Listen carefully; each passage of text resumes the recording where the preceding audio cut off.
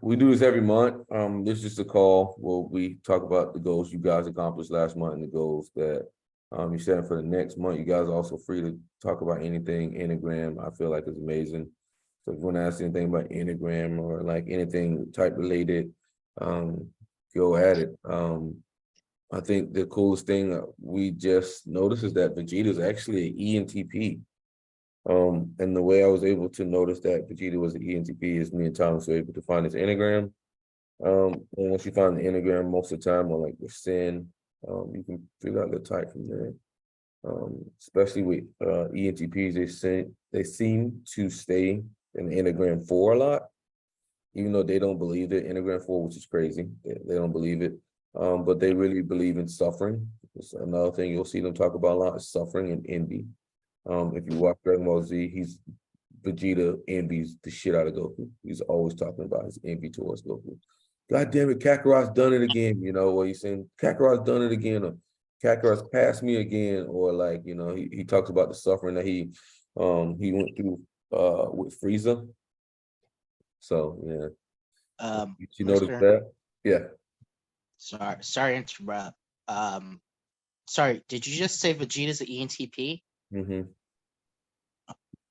I'm gonna have to disagree with you right there. Okay. What do you think? Let me get your idea. You could disagree, but I think he's progression, but I think he's more responding. You think he's responding? Yeah, because if you watch Dragon Ball Z, if you notice, if he's not fighting majority of the time, he's like quiet, staying to the corner. Yeah, but he's not really out there like. So if you want progression, you direct. If you want to go progression, right, that means you can go direct progression. Anytime Vegeta talks, it's informative. You don't think it's direct? No, go play a clip. Every time he talks, it's informative. He's not being direct. Neither him nor Goku are direct people. Well, what type you think Goku is? He's probably ENFP or ESFP. I would roll ENFP. But because Goku's affiliative, he always talks about doing the right thing. As Vegeta is not affiliative at all. So, yeah. Okay, makes sense. Yeah, right. I mean, go watch a clip, man. Whenever he does his little monologues or speaking, it's all informative. It's not direct. Nah, it's just as a robot like yourself. He talked about going Super Saiyan for the first time. He talks about suffering is what allowed him to actually become a Super Saiyan. When he was on a planet by himself, he said the last minute before he was about to die, that's when he became Super Saiyan. And when he's talking to Android with 19, he says, has a robot like yourself ever experienced fear? He's not telling him that he's informing him. He's not telling him anything. Like all his catchy lines from Dragon Ball Z are all informative. Has a robot like yourself ever experienced fear? I've been watching your battle with Kakarot. Like that's all informative, man. That's not direct at all. So yeah. Have you done a video on it? No. That'd be cool. I'd love to see that. I guess I'm gonna, because I grew up. I was a big Dragon Ball Z fan. Mm-hmm. So I probably have to go watch a clip or go back and watch the Dragon Ball Z series. Yeah. Go ahead, man. It make a lot of sense. And he makes a transformation from a sexual 4 to a actual SP4, which is the growth. Okay. So the sexual 4 wants to exhibit their suffering onto other people. They want to make other people suffer. But he goes through an arc with Goku and everything to where he actually becomes an SP4 like David Goggins or whatnot. So okay. Like he's pulling in the suffering himself. So. All right, man. No, I had to point that out there because I grew up watching Dragon Ball Z, and I kind of just thought when you said that, when I think of Vegeta, I just think he was kind of intro. I was like, oh, let me say that. But the more I really think about it, again, I have to go watch it. But the more if I think about it, that actually makes sense. And from what you said, both ENTPs and ENFPs can be introverted to a degree. Yeah, but that's just another. When you look at an ENTP, is they will literally always go back to suffering. Like they will always talk about it. Like if you hear Andrew Tate, he's literally always talking about suffering. You need to suffer to grow. A lot of people around here are not suffering enough. Or you see somebody else have stuff that you don't have, that should make you mad. That's all envy there. That's all suffering and envy. And if you watch Vegeta, he's always envious He of Goku. talks about that. He's literally always envious of Goku. Like, That makes sense, actually. That makes sense. but you know, But I have to go back and watch it. but let's get into the call, guys. How's everyone doing? And who wants to go first? I know we have some people that got to go quick. I think Guitaro, Leon. Who else got to go quick? Guitaro, Leon, Amy. Anybody who has to go quick, we're gonna let you guys go first. So, Leon, you go ahead and go, brother.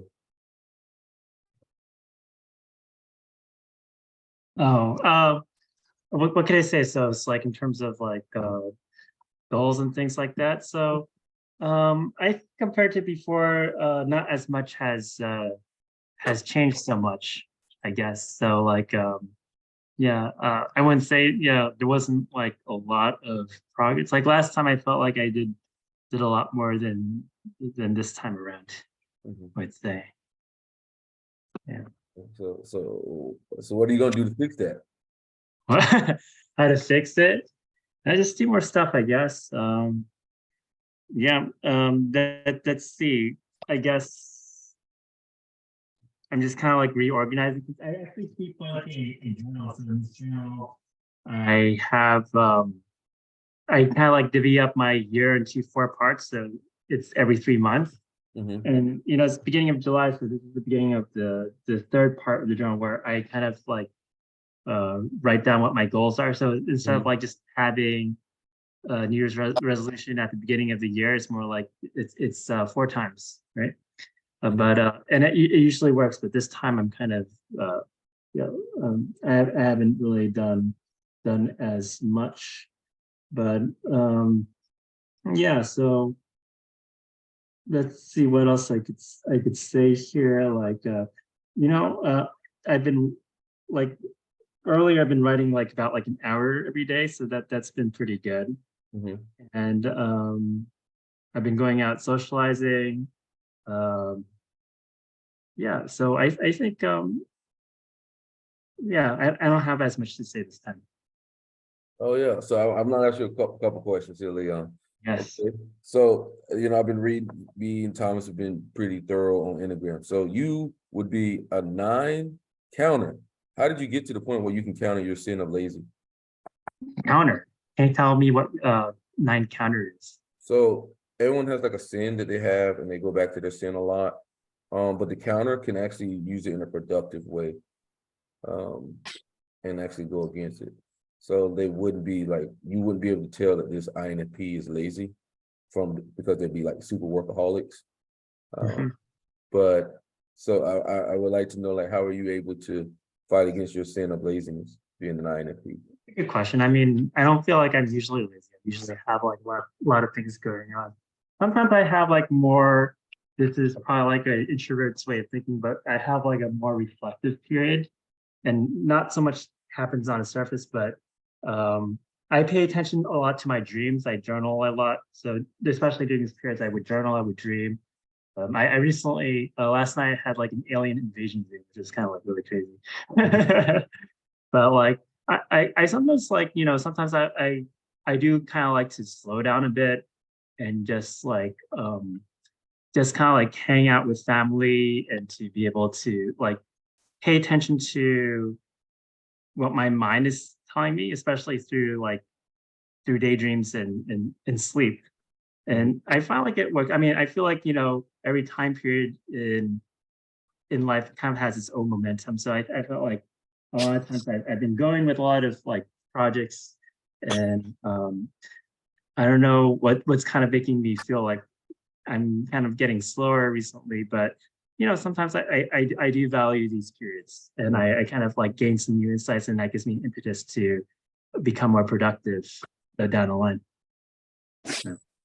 So I got another question. How is the therapy sessions going? And I did see that So what? the therapy sessions going, the therapy. Therapies? Yeah. And I did see that you dropped a pretty good one on chess earlier.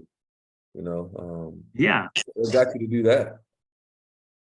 Well, I used to play chess frequently. I used to play every day. And I just felt like, when I'm playing chess, there's a lot of life lessons you can learn from it too.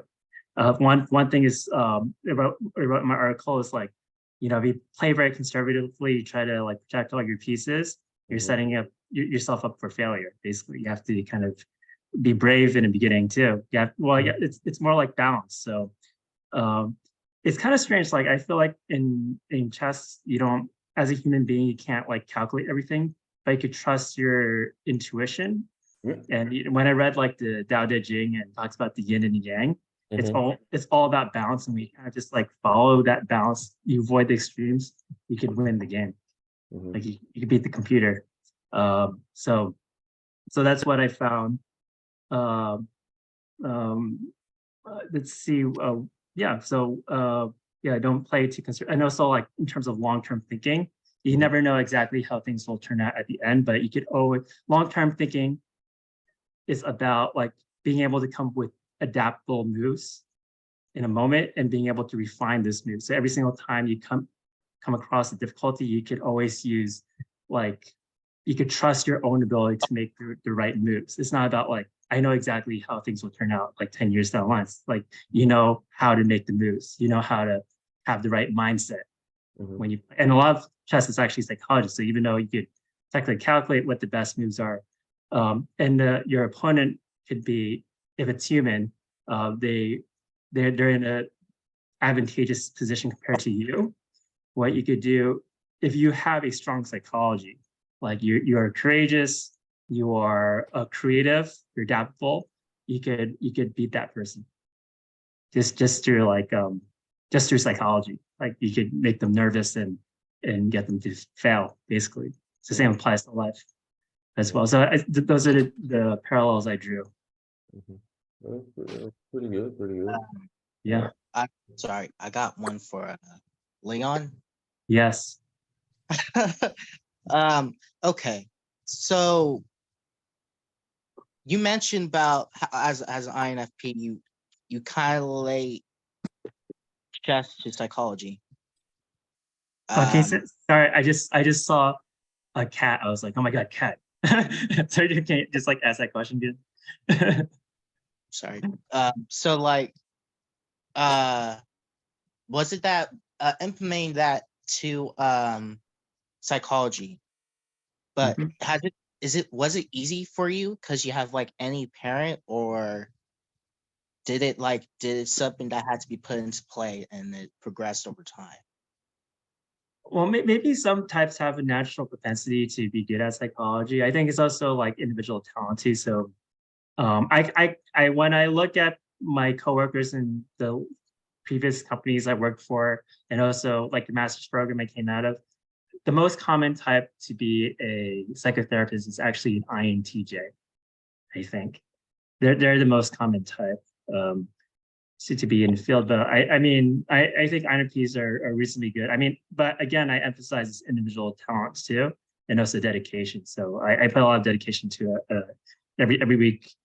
Now every other week I run a workshop, and I'm always like trying to increase my knowledge through teaching, through workshop, through implementing principles into my own life and teaching clients. So that's how I get good.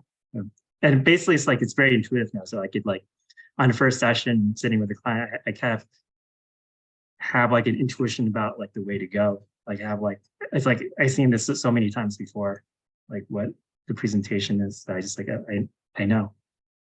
It's like it's kind of like almost like NI, But I think that's true for anybody who really hones their expertise in a field. It's the firing pattern in the brain is a lot like intuition. It doesn't matter if they're not like intuitive type. They get that part of the brain kind of lights up like it's NI when, with enough experience in a certain field. Makes sense, actually. Makes sense. Yeah. Makes sense.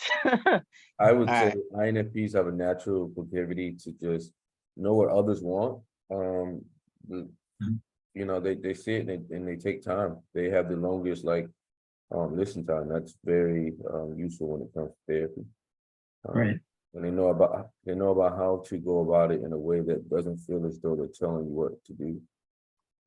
So I find like there's like every type has like a certain super ability. So like certain types are really good at like providing direct advice, and others are listening. And it's about like kind of bringing the skills together to form like a cohesive a whole in terms of working with others, but also working with yourself too. So like some personality types are good at the beginning processes of project, and others at the end.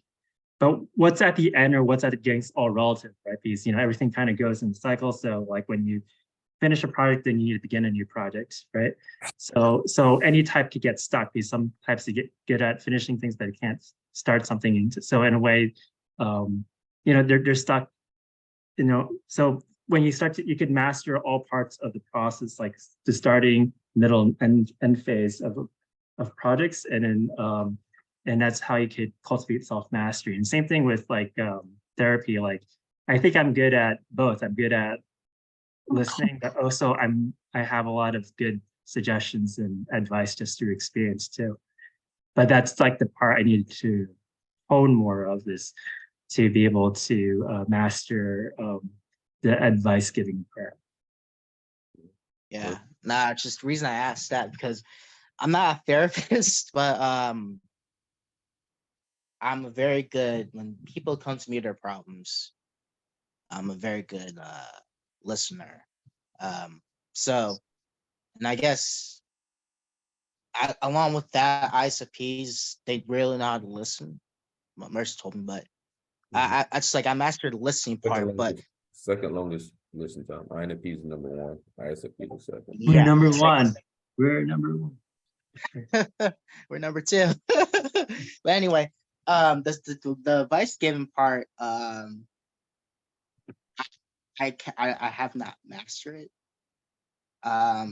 Guitar, you want to but- ask a question?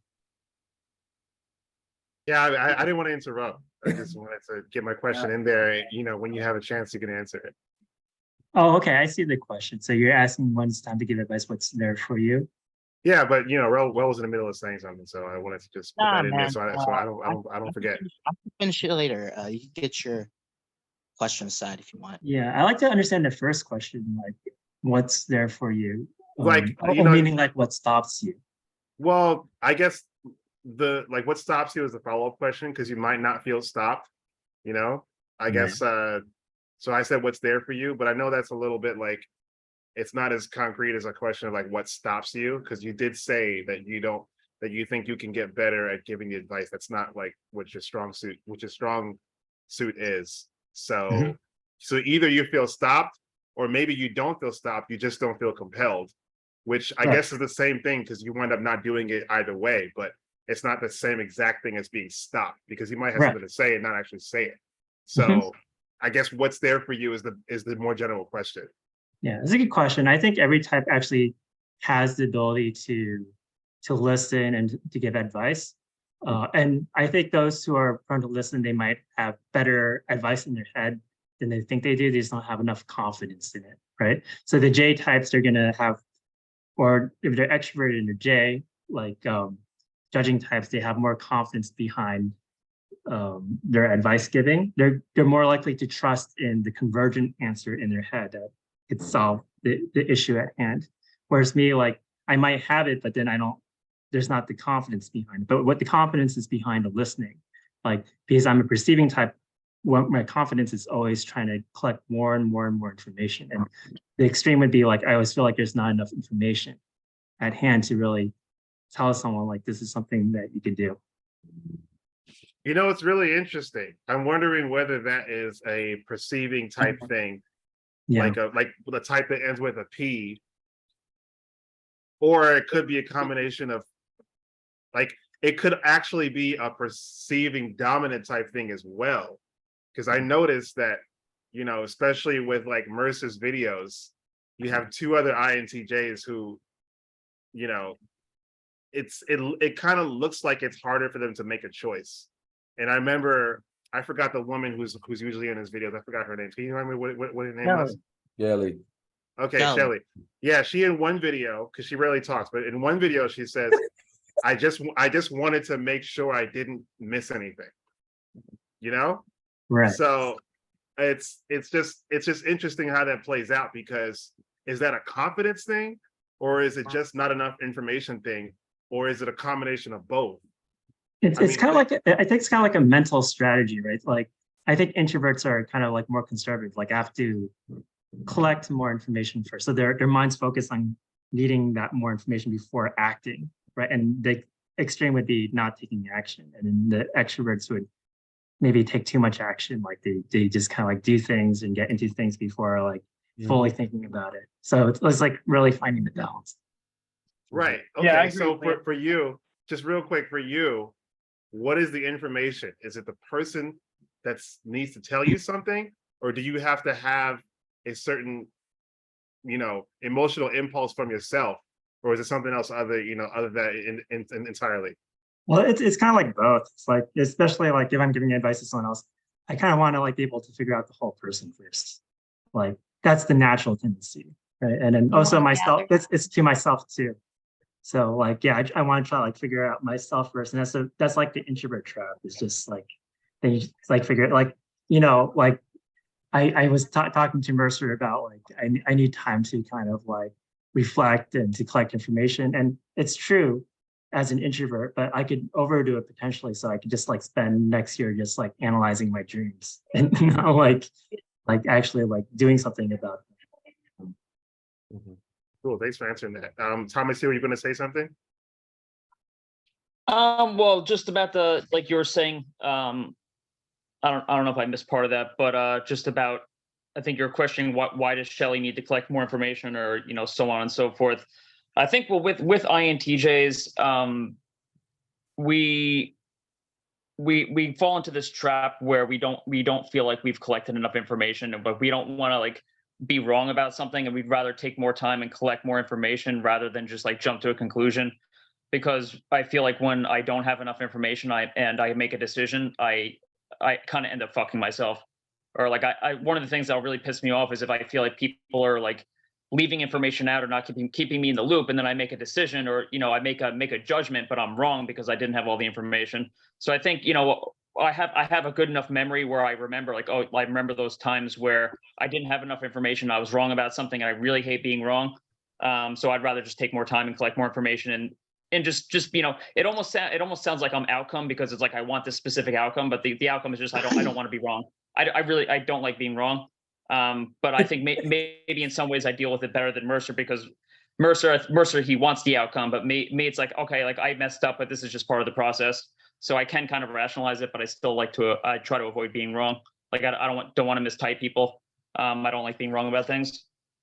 I have a follow-up question Yeah. then, if you don't mind me asking. It's Okay. like, how I'm just curious, how do different types relate to being wrong? Because there's one thing where your type could have an impact on that, and then it's the other thing where your ego, or like how you know yourself, has an impact on that. Because like I always thought that ENTPs didn't mind being wrong because they have TI, which the whole point of it is try to figure out stuff. So probably in my mind, it seems like an ENTP would prefer to be wrong, because then there's more for them to figure out, or INTP. But then there's the whole thing about looking bad, which is something that happens across all types, where if they look bad, if they look foolish, then they don't like it. So I guess it just brings a curiosity to me, like how do different types relate to being factually wrong about something? I think I could answer your question about the INTP part, because I got a INTP friend. I mean, I am one. I hate being wrong. I can't think of anyone who likes being wrong. Okay. Yeah. Wait, who just said that? That's Ali. That's me. I'll turn on my video camera I so you can't can see me. stand being wrong. I Oh. can't, Okay. but I've had to. well, I have to eat it, because you just have to be that person. But I am like in my head, I'm throwing something, But on the outside, you got to keep your composure. And the good thing about being wrong is that you're wrong. You learn from it in the future. You won't be wrong again because you made that mistake. Right. So that's the best part about it. But it depends on who just corrected you, Like if it's Christian correcting me, Ali, it's all right. It's all right. Like I I can take their correction because they usually don't do it too bad. But if it's somebody like me who's correcting me, then I'm like, shit, I'm gonna rub it in my face every time I even I think think about I it. think something interesting. You can all hear me, right? Yeah. I think something interesting maybe about TI Heroes, from what I saw, is that even though they don't like being wrong like everyone else, is that they don't tend to attach their opinion to their deep emotions. Because I find a lot of the time people who absolutely despise being wrong, they tend to attach everything they say to their like absolute like personal emotions and values. And I don't think TI Heroes do that. I don't think they attach everything they say to their like deep feelings. So in the sense of that, yes, they don't like being inaccurate, but they don't necessarily like become angry or like really upset or triggered if they're wrong. But I find that a lot of, to be honest, like a lot of high FI users, they tend to have a hard time being wrong because especially when they speak about a topic that they think they know very well, and then when someone points out, it's like, oh, by the way, you don't know what you're talking about, then that's where a lot of problems tend to rise. I think whenever anyone says, by the way, you don't know what you're talking about, any human's gonna go, what? Yeah. That's, Anybody say you don't know what you're I talking don't know. I don't know, bro, because like I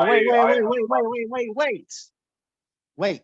Sorry, but I have to go. I mean, I could agree with some of it, but I think just how you said high FI users just don't like being wrong, just because for some reason that they don't know what they're talking about. It's not that they don't know what they're talking about. It's just, I guess it depends on I guess the parent function as well. Correction. I think it's all. I think all of this. Correction.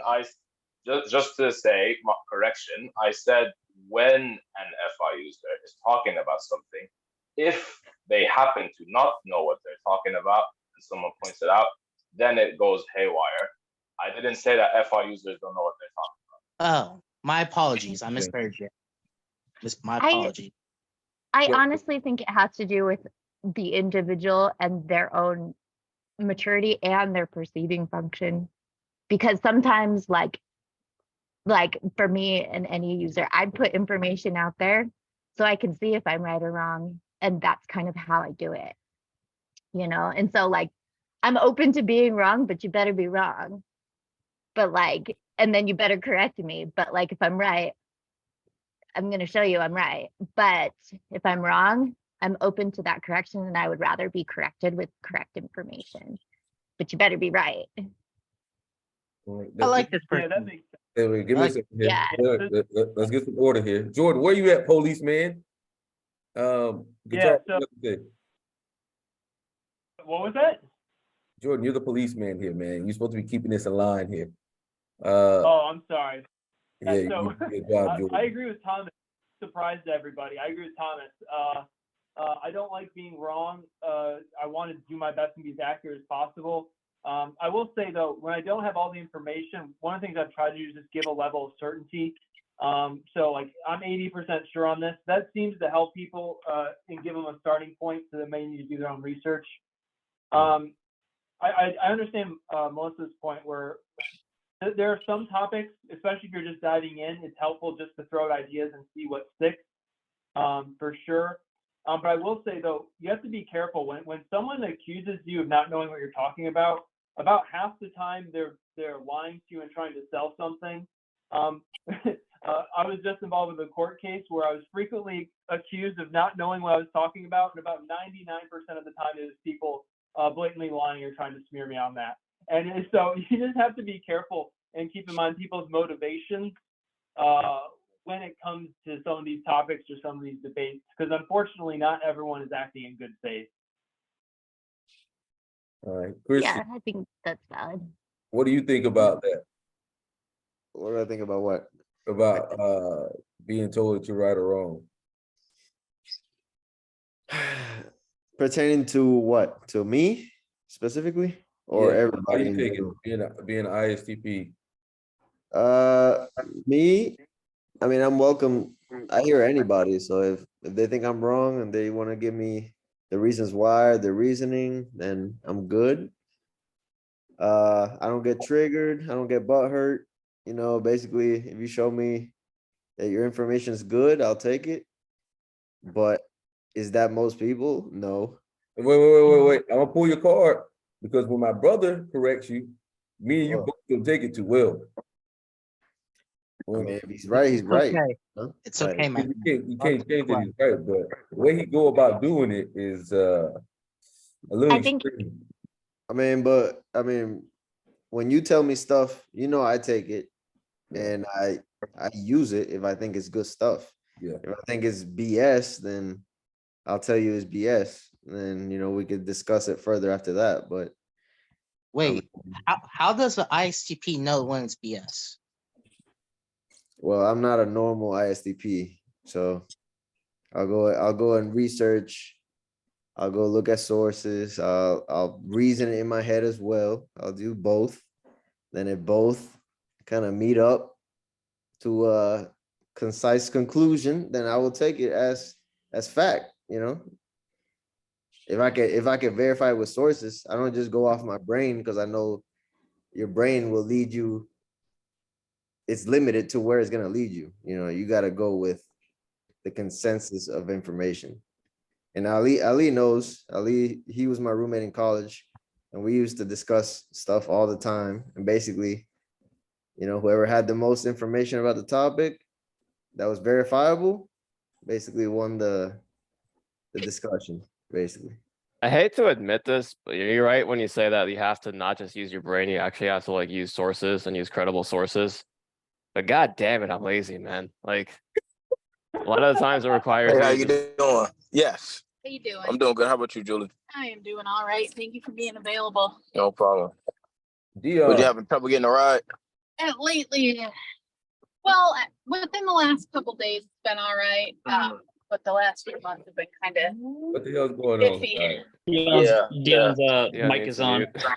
Yeah, we muting your ass, bro. Yeah. So So, Ali, what were you just saying? just to follow up on what Ali said, like nowadays we get so much information, like there's such like overload of stimulus going on because everything's in snippets, everything's in clips. We're getting information from social media They should all sit there and day. stare at Yeah, just like they be so ready to pull out, and then It's like hard to really slow down and verify everything you're consuming, and whether you want to be like a high IQ individual or not, that stuff infiltrates your brain space, like subconscious or not. Like sometimes you'll have ideas and think they're original ideas, but you don't realize you consumed like 10 videos on the subject like 3 days ago, and now they're in your subconscious, like kind of like Inception. Like if anybody's watched the movie Inception, they kind of put ideas in your head without you realizing to make you act certain ways. You get that all the time, 24/7 nowadays, and there's no stopping it, you know. And it's hard to slow down and say, okay, did I get this idea from myself, or did I get it from Inception? Now I need to slow down and verify if this is actually good information. So that's why it's so dangerous nowadays. That's why like people really want to control the media space online, because it's like almost like more insidious than traditional media because of the volume of it. It's so huge, it's almost hard to stop. So Yeah, I think that, I mean, I agree with you, but I want to ask you something like, yeah, go ahead.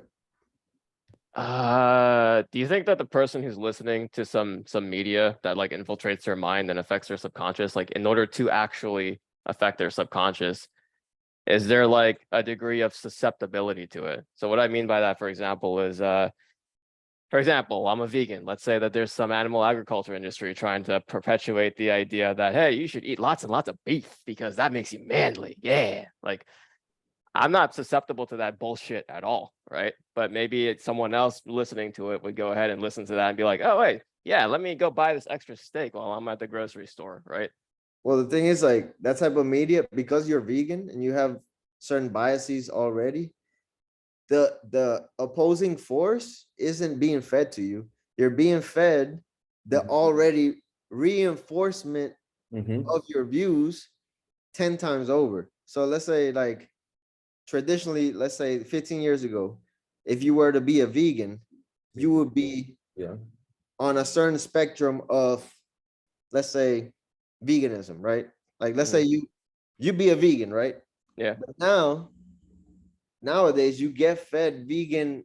I'm gonna call it propaganda. Maybe it's not propaganda, according to your biases, whatever. But you get fed that propaganda, quote unquote, 10 times over every day, reinforcing the values even more so, entrenching you even more so, and you already established biases. Okay, yeah. So basically 100 times harder for you to break out of those biases if you were to want to find a moderate voice. Okay, I think I see what you're saying. So like the thing that I guess the thing to add to what you're saying is that when it comes to the media pumping content into you to affect your subconscious, it's not random content, it's highly specific targeted content that caters to your biases and locks you in an echo chamber, making it harder for you to take in new ideas and have new original ideas and stuff, right? Yes, but certain things slip through the cracks. Like let's say you're on a red pill wave, right? And you're being fed red pill, red pill, red pill, and you get entrenched in the red pill space, right? Yeah, sure. Whoever is the leader in that space, or whatever new voice that comes into that space, once he promotes an idea or she promotes an idea, it's going to be fed to you 10 times over because he's part of that algorithm, right? Therefore, now you take on his ideas instead of creating your own. So basically, what you're going to think next, or your next innovation, quote unquote, is not up to you. It's up to whoever leads the space you're already following. For example, you're in veganism. If a vegan leader says, he comes up with a new idea and says, we need to do this, right? Right. Okay. You're already following that group. So that idea is going to be fed to you like organically. Like you're not going to have to search for it. Right? And then you're going to be fed 10, 20 videos about that same idea. A week later, you might not even think, you might come up with the same idea thinking that it was you, but it was the leader of that group. Okay, yeah. You're being controlled by whoever is the leader of that section, I see what you're saying. We all sort of just converge into like a leader of an echo chamber, whatever echo chambers we follow. But the important part is to always have like multiple friends, and because those people will protect you from going down the echo chamber. Because like, let's say I might be in a certain space and Christian may not be in a certain space. He's going to tell me his honest opinion about what the hell is going on here, because he's not in that space. But you also got to be able to challenge your own ego investments, which is pretty tough. I don't care who the person is, it's pretty tough. But you kind of defend yourself from misinformation by having a group. No one's going to be perfect against misinformation. Like I said, in the future, there's going to be a pretty big war on misinformation, because you can get somebody like, let's say, Mr. Beast. Mr. Mr. He's a vegan? No, he's not. Hell no, he's not a vegan. Let me finish. Let's say somebody like Mr. Beast, who has a huge subscriber base, right? Let's say if he start promoting different ideas or different things, that's a lot, that'll hit a wave of people that, usually wouldn't be able to be hit. And he's not an expertise in any of, like, let's say he's not expertise in nothing that he says or anything like that. But he would still have influence over people and how they think. So you'll probably see a lot more of that in the future, whether it be like, people talk about vaccines that aren't scientists or like understand the process of it. They're just talking about it. And then some people, will eat it up, or some people won't eat it up. So you gotta actually be able to do research yourself and be able to, hey man, Christian, man, you think this, what do you think about this? Thomas, what do you think about this? Instead of just having a 1v1, because you're gonna fall susceptible to bad information. I don't care who you are. Yeah. Makes sense. Yeah, I agree with that. It's almost like you're being mind controlled. Like if you watch those movies, they mind control you. You're under control, but you don't realize it. Yeah. Type things. All right, Guitar, you had your hand up. What do you want to say real quick? I actually put it in the chat, so it's all good. Oh shit. Okay. Hey, so let's keep it. Oh, Amy, you got a question. Go ahead, Amy. That whole thing with, you know, the input and absorbing information can also be used in a positive way. Like I like to consume stuff like Huberman Lab and other things about wellness and nutrition and all that. And as long as I'm consuming just facts and numbers and all that, I can kind of do that subconsciously a lot of the time and just repetitively, and I'll be able to form decisions and plans based on that information. But you got to be really careful about what you're, you know, putting in your mind. And like you said, surrounding yourself with people with different opinions and all that and different ideas, that's a good thing to do. Yeah. Well, let's get, who has to go again? Tyler, you want to go? Is Tyler here? Tyler, Yeah, I'm here. Tyler and wife combo. Am I here? Hello? So what were your goals, man? And did you accomplish them? And anything you want to talk about? Honestly, I mean, I'm probably keep this short, but like the only goals that I have right now would be in the trucking industry, possibly starting my own business within it. I saw an avenue or a niche that I think I may like if I decide to continue with the trucking industry. And that'd be like auto transport, transporting cars and stuff. But they make a lot of money. I don't know if it'd be something that would really resonate with me though. Like now that I'm finding out that I'm an ENFP with that FI parent, I do a lot of things that resonate with me. And I have listened to Personality Hacker, and Joel is an ENFP. And I definitely did resonate with him whenever he was talking about how he'll get himself into stuff, like he'll start doing something and then a little while later he'll basically feel like, okay, I don't think this is something that I really wanted to do. It's just something that I picked, like based off of the group or whatever. Yeah. And so for me, it's like I'm trying to make money. You know, I've always had like this business thing in me where I've wanted to, you know, have my own business, but I just didn't know. I haven't really found that that niche for me, I guess, because I've started a bunch of businesses and stuff, but it's just nothing's really ever panned out just because it just hasn't resonated with me. So I'm still looking for what I want to do. So the goal right now would be like getting my first year in with trucking, so I can go somewhere else, and then possibly starting my own business within the trucking industry. I'm not really sure, but another thing too would be like definitely I need to start doing more internal work within myself, meditating more, fasting more. Those would be some goals that I have in mind. And yeah, that's where I'm at. Okay, awesome, man. I mean, the trucking industry is wide open, man. I think there's a lot of need there, especially, you know, people getting lazier and lazier. People wanting packages 6 hours faster. You know, same day shipping ain't so great no more. People gonna continue to try to push that, and you know, there's gonna be more and more truckers for that. Yeah, and another thing too would be like in the trucking industry, you know, a lot of people get unhealthy just because they're eating trucker food all the time and Sitting a lot.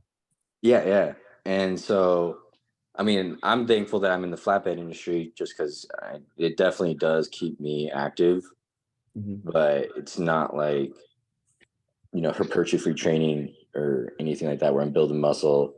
It's just kind of more of cardio. which is another thing.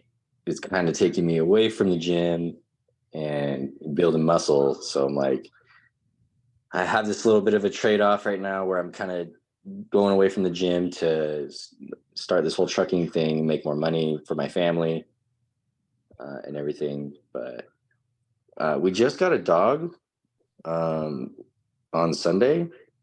Check it out. Check him out. His name is Theo. Oh, he looks fine. I mean, stop. Oh wow. He's an F1B Come on, golden Lester, doodle. don't be like that. That's not fun. Congrats, man. Man, be a sentence. Yeah, and should I say? And Jess is pregnant, so we will be having a baby. In the next Congrats. so. Congrats. Yeah, thank you. Appreciate that. So definitely a lot of goals there. Raising the same dog. Right now it's potty training it, and then getting everything ready for the baby and stuff. It's kind of crazy, to be honest. There's a lot. Oh yeah, I bet, man. You just got another baby coming in 9 months. Yeah. I know. So. All right, for real. You got your hand up. What you got to say? It's more so applying to Tyler, man. To extreme, because I've been experiencing this for a year. I could late, man. Just jumping into something that I didn't really want to do in the first place, but it was like just there because what other people were thinking. Yeah. So I could relate to that 100%, man. Like I'm in college right now, and I did that a lot of majors. Like I went into art, but I figured I didn't want to do art. I went into trucking, but I figured I didn't want to do trucking. I went into psychology. I figured I didn't want to do psychology. But that's because it was other people's thinking. And so yeah, I just want to put that out there, man. I could relate. I guess the advice I could give you, but I have a feeling you probably know this, is that just enjoy college, man. Just try to enjoy life in general, because I did one saying, you live once. So it's like, why not have fun while beyond this earth? Yeah. It's funny because my driver trainer was an ISFP, and he totally like immersed himself and his identity into trucking. He's been trucking for 13 years, and with the same company, with TMC. And he definitely found his himself within what he's doing. And I think, like, I don't know, maybe you being pragmatic would be, you maybe want to like look into like just doing your own thing and not, doing like the traditional college or whatever, have your own business, do your own thing. Because the ISFP, like they're the artist or whatever. Yeah. I don't know if you have any like deep values or anything that you could, manifest into like a business or something, but maybe look into that. That's pretty awesome answer. Can I be frank with you? I'm be 100% frank with you. I never wanted to go to college. You never what? I never wanted to go to college. Oh, okay. Now you may be asking yourself, okay, you never want to go to college. Why are you going to college? Why are you wasting your time? But it's more so because I have friends I go to church with, and they're aware of my pragmatism. They've been aware of my pragmatism. They've been aware that Right. I like I remember you were saying so, that. they, in their own mind, they want me to go to college, because what I wanted to do for a long time is be a mixologist. I wanted to, not because just a job paying money, but it's something I watched videos. I used to watch videos of bartenders making drinks when I was in high school. I even one time bought a whole bartending set and then made a drink on my own. And it was pretty fun, man. I ain't gonna lie. That's pretty awesome. It was pretty dope, I to do that. But So I you ever guess did bartending then? Did you ever do that? I always wanted to do I it. don't know. I mean, you're a Christian, so I'm like, I don't Hey, hey, hey, hey, imagine a hey, hey, Christian hey, being a hey, bartender. hey, hey, or anything. hey. Let me give you advice. It's Uh-huh. all about, it's not about enjoying what you want, doing what you love doing is not about religion and what group you are. It's all about just doing your passion. Yeah. Just find what you love to do. So yeah, maybe a Christian, but I love that stuff. And so no one Yeah, may not yeah. support me. I'm just like, I don't know. I would have to like really like think about that because I hear you, man. I'm not trying to be religious either. I'm trying to, just figure out like this whole thing of Hey. Even what's Jesus up. drank wine. So Exactly. I know, right? Yeah. Smart man. Even Right. Jesus But drinks he didn't wine. get if drunk. Jesus Come did on. it, he better than us. Hey, So hey, hey, I gotta. that's an example of it, But that's think of this as being a mixologist, you're kind of like the designated bar guy. What if But like you said that it doesn't matter what your group is, you find what you love doing and you do it, right? But now I have a question that just popped in my head. Christianity forbids polygamy. What if you love polygamy? Like, what if your group like says, "Hey, this is not allowed, but this is exactly what you love"? What do you do then? Yeah. they just gotta deal with it. What does that mean? Does that mean Come like you on. gotta? No. Here, okay. So I'm gonna put That there is a let me subset of put Mormons this in that are layman's terms. polygamous, they're Christian. hey, Okay, as let me far put as this I in. know, there's Okay. nothing in the Bible about not selling alcohol. Like that's not Exactly. Yes. Yeah. so. But let me try to finish this before I forget. Hurry up, man. You're talking too much. Okay. Yeah, you're being informative, bro. Just kidding. Sorry. You're I don't okay. get. That I is, don't. I your don't. I informative don't. is showing. Yeah. I don't. Okay. I don't. Okay. I don't. Here's the thing. I Okay. wouldn't care. I wouldn't care. I wouldn't care what they think. I would just do it. Because it's all about just taking action. Your pragmatism showing. So At if the it, same time, you do have a TE inferior, so you may actually. I feel like you would at your core, you would still feel like, all right, I do kind of care. so what But so why can't you do both? Why can't you exactly. That's what I'm saying. no, I Do mean both. why can't you go to college and practice mixology and maybe get a bartender job at your college Everybody town? does that, They bro. don't have that. They don't have. I know what you're talking about, but they don't have that where I go. They don't have a bar? What? They don't have a bar where I go. I go to a community college. Yeah, but there's a bar in the city. There gotta be a bar in the They city. they have a bar in the community college? In the city where you live in. What city do you live in? What city do That you live makes in? sense. Yeah, I'm sure. Of course that I makes thought you were sense. talking about in the college. No, you like No. a part-time job, you pick it up. The bar Bro, guy. you don't hire just anybody to fucking 10 bar. You have to have fucking experience to 10 bar, and preferably you have an extroverted, outgoing, like entertaining personality. Yeah, you just start being a bar back at first, just getting people eyes, Yeah. whatever, and then you slowly Yeah, I mean, you way have to up start somewhere. in the to like you tell them, hey, I'll start bar backing. They hire us bar back because nobody wants to do that shit. And then you slowly like pitch them the idea that you want to be a bartender, and you slowly start learning from the bartenders, and then you're a bartender over time. That's actually a genius idea. I wish I could hug you. Hey, you can do that anytime, dude. Like literally anytime. Like you don't need like a degree or anything to be a bartender, dude. I'm gonna add something too. I feel like a lot of people, they just want to say like, oh, I don't want to go to college, I want to follow my dreams.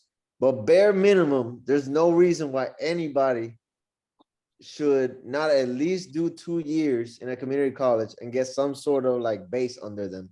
It's only 2 years. A lot of people just want to be lazy and not do it. It's just 2 years. Like just put in 2 years, get the base. Yeah, I get a only been in marketable college skill, for a year. and then go ahead if you want to do music, if you want to do mixology or whatever the hell you want to do. At least you got something to make you money, so you're not. You can also get a trade. Go to trade school. Hey, Christian, are you Yeah, talking about I mean, this there's from the Trade school options. will be the same thing as 2 years, as long as you do something. Like Christian, are you trade talking school. about from the perspective of an 18-year-old or just from anyone in general? 19, but From the perspective of a young person, yes. Like out of high school, who's like, oh, I never wanted to go to college. Let me just go and try to be a DJ Well, or whatever the hell. well, it's Like, a bit. bro, you're 18. Now's the time. Like, put in the 2 years. 19. Marketable skill. 2 years is nothing. Like you could be 20 and follow your dreams. At least you got something under you. So like that Yeah, opinion 2 right years there. is gonna pass no matter what.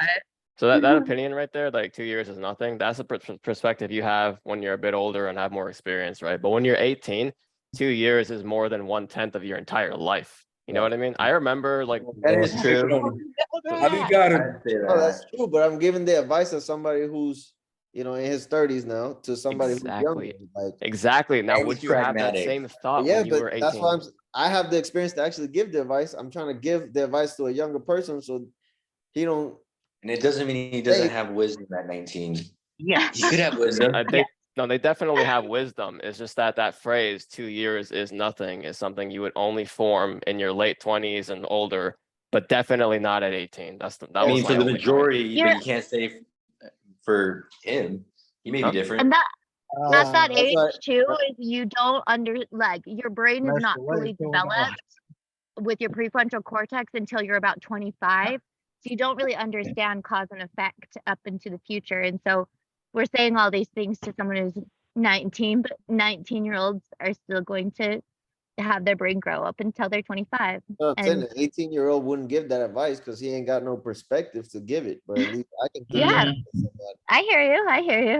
That's what I'm saying. Yeah. I don't know. If I could go back in time, I'd skip college. I'm pretty And I smart, worked you at a know. college. You were skipping? Yeah, you are. I would skip college if I went back in time. Yeah. I mean, I think even if I went back, I wouldn't skip It college. is true. Yeah, Honestly, I would skip it too. We I'm can't hear not. we can't hear you well, Jordan. Can't hear you, Jordan. But even if I could go back in time, I me still too. wouldn't skip college, dude.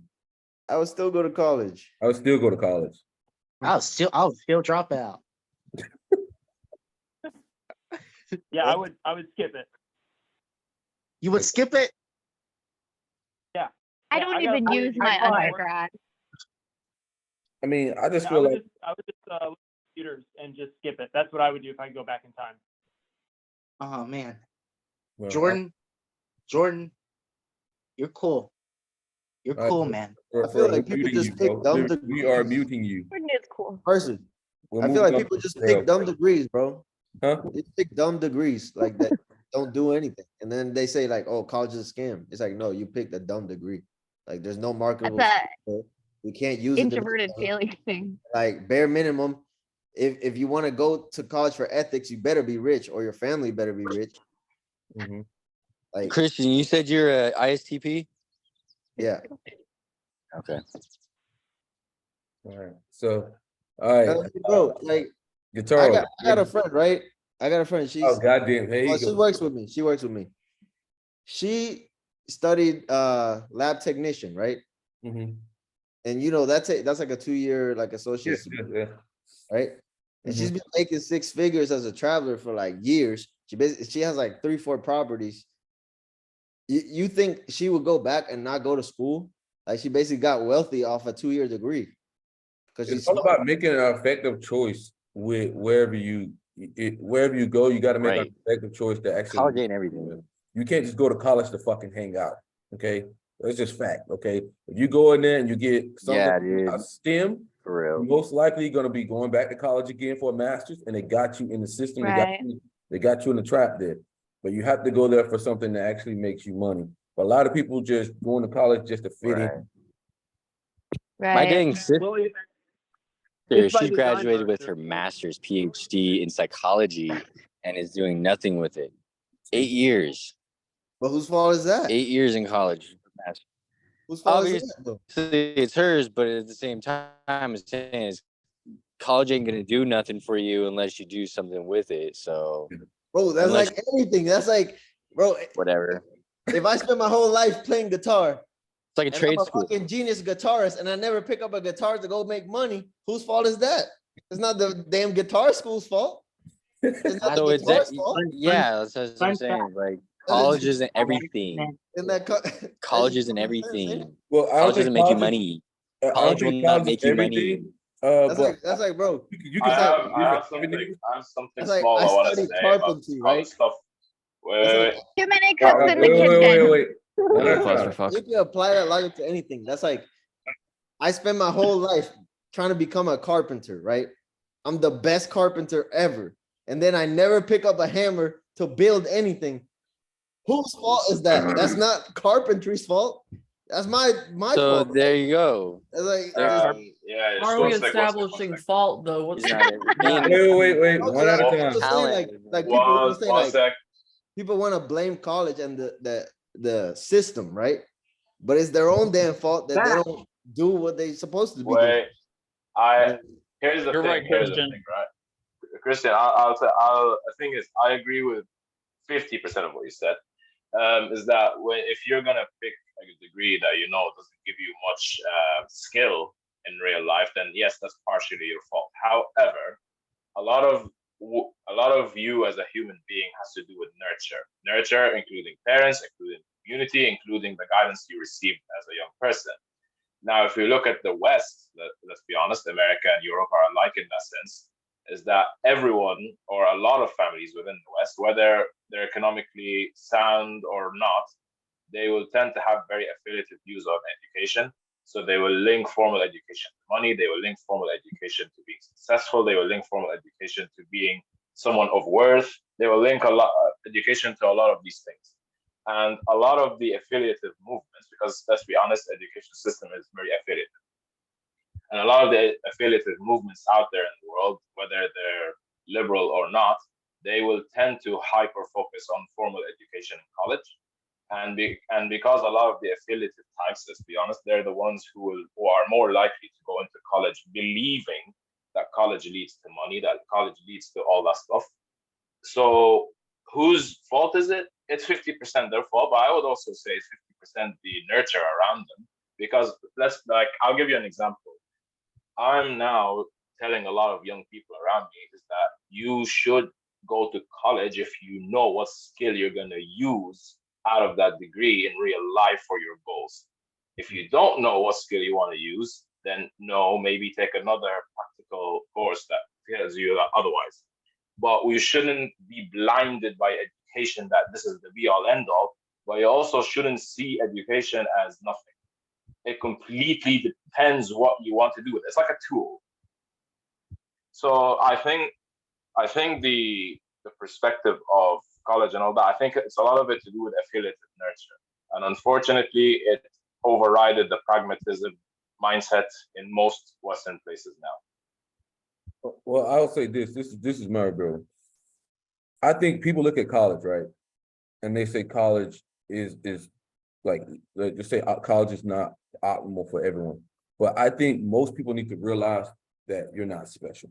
Okay. And if you're not special, college probably gives you one of the best opportunities to make it in life. Just being honest, right? Everybody wants to say they want to be an entrepreneur, they want to do everything, but can you handle the stress? How many people can actually handle the stress? I think what is it? Within 3 years, 90% of businesses go out of business. How many people can really weather those storms? But college is a safe route. It's a safe route. You may not get as much upside as somebody who's an entrepreneur, but you don't get as much downside as well. You got to take that into effect. Like I said, if you're gonna go to college, you pick a sound major, something from STEM, something that leads to somewhere with money. If you want to go into a higher field like doctor or something, then you go that route. But like I said, not everybody can be an entrepreneur. People get sold these dreams. You're really not that good. I don't care who it is. You're really not that good. You're really not that special. People just don't want to hear that. Well, Yeah. most people need to go to college, period, bro. That's what just like most people need a religion, most people need to go to college. That's how I feel. Because just like Mercer said, like you ain't special. You think you're gonna go out here, right? Just like I told Mercer this the other day, we had a discussion about it. Most people need a religion because, like, I don't trust most people to go out into the world without an ethical framework already made for them because they can't build a proper one themselves. The same reason they need to go to college so they can get a marketable skill to go apply it the same way. Because I don't trust them to like just on their own find something marketable and be okay. Like for example, most women are going to college, like compared to men, there's more women in college than men. Watch the pay gap disappear in a couple of years because of that. Or watch. wait, No, wait, wait, no, wait, wait. no, Christian, What? they It's want not. people in college because they want debt slaves. They want people indebted for life. It has Okay, that's little fine, to but nothing to do with skills. that's fine. We need debt slaves though. We need debt slaves who gonna work. We need No, that. no, we You're don't. talking about it as if there's like that. one puppet master, Jordan. As if like they, first off, who even is they? I don't even know who you're talking about, but like forgetting that aside, right? It's a distributed system, right? BlackRock and Vanguard.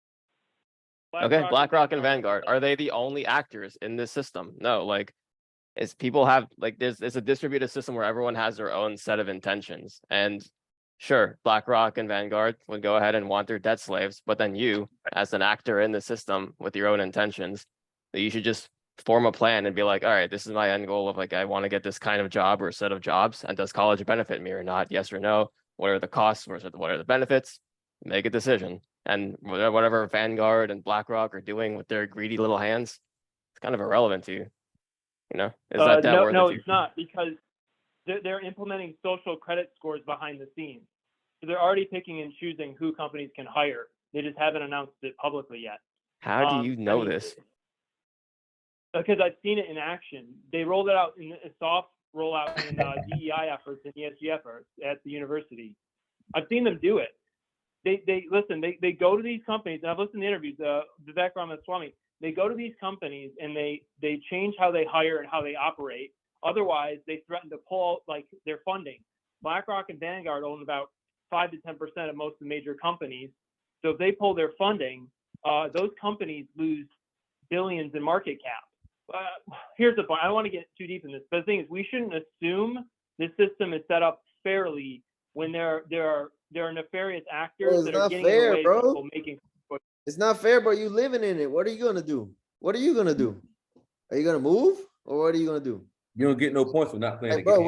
we're under the system, bro. We ain't got no power here. Like, what are you gonna do? Topple the system by yourself? Or are you gonna keep Not living by in the myself. US? Not by myself, but maybe with some others. I mean, you could move to Portugal. I was just there. It was pretty good country, man. I was thinking, shit, I might move to Portugal. The streets are clean. Yeah, City looks Portugal's nice. actually pretty good though. It's a pretty nice place. Like I have to give Portugal props for that. No, Portugal's lit. But There's actually my point is, at some point you gotta let go of the rope, man. You're holding onto the rope too tight, and the rope moving and it's hurting your hands. Okay, there's nothing you could do. The rope's moving, bro. You can't pull it. You're not strong enough. Okay. that's such blue-pilled horse shit. It's actual. No, It's if actually. you let them do what they're going to do, they're going to make things worse. So if you don't stand up and fight, it's just going to get worse. What are you gonna do different than what I'm gonna do? What are you gonna do? There's a lot of things I'm doing differently. I'm just not going to disclose everything publicly of what I'm doing.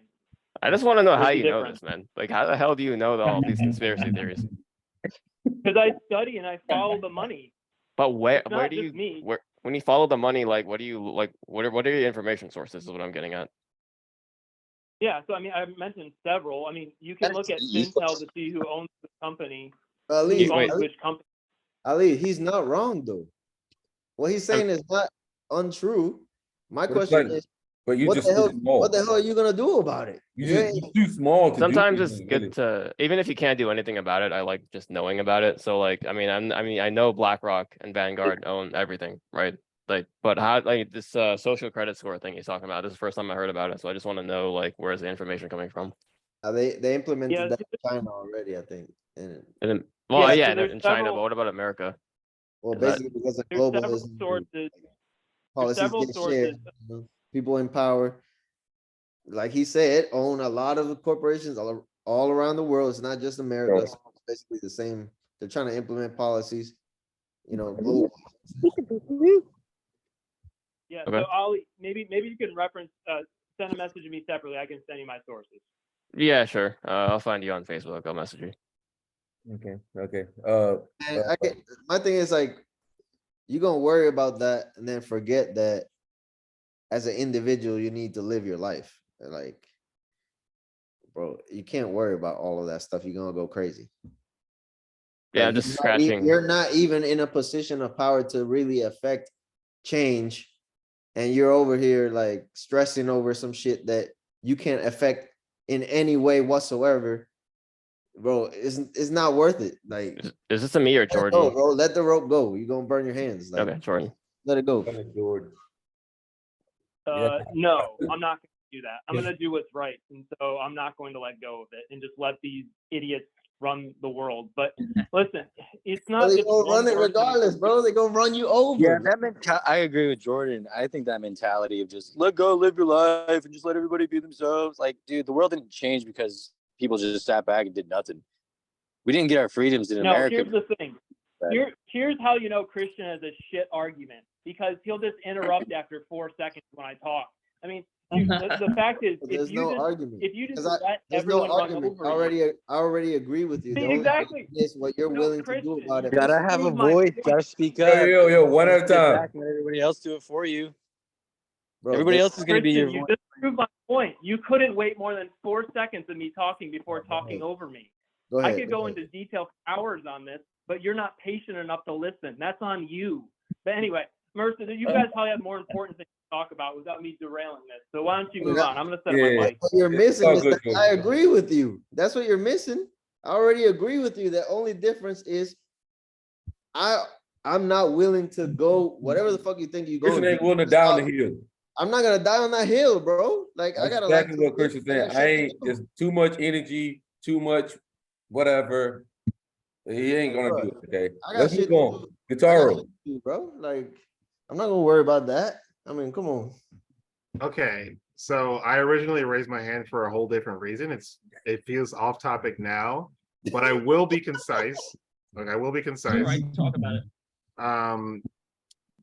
But I'll comment on this. What should I comment on first? The original reason or Do this whatever topic? you want to. Let's hear it. Hey, we're having a good time here.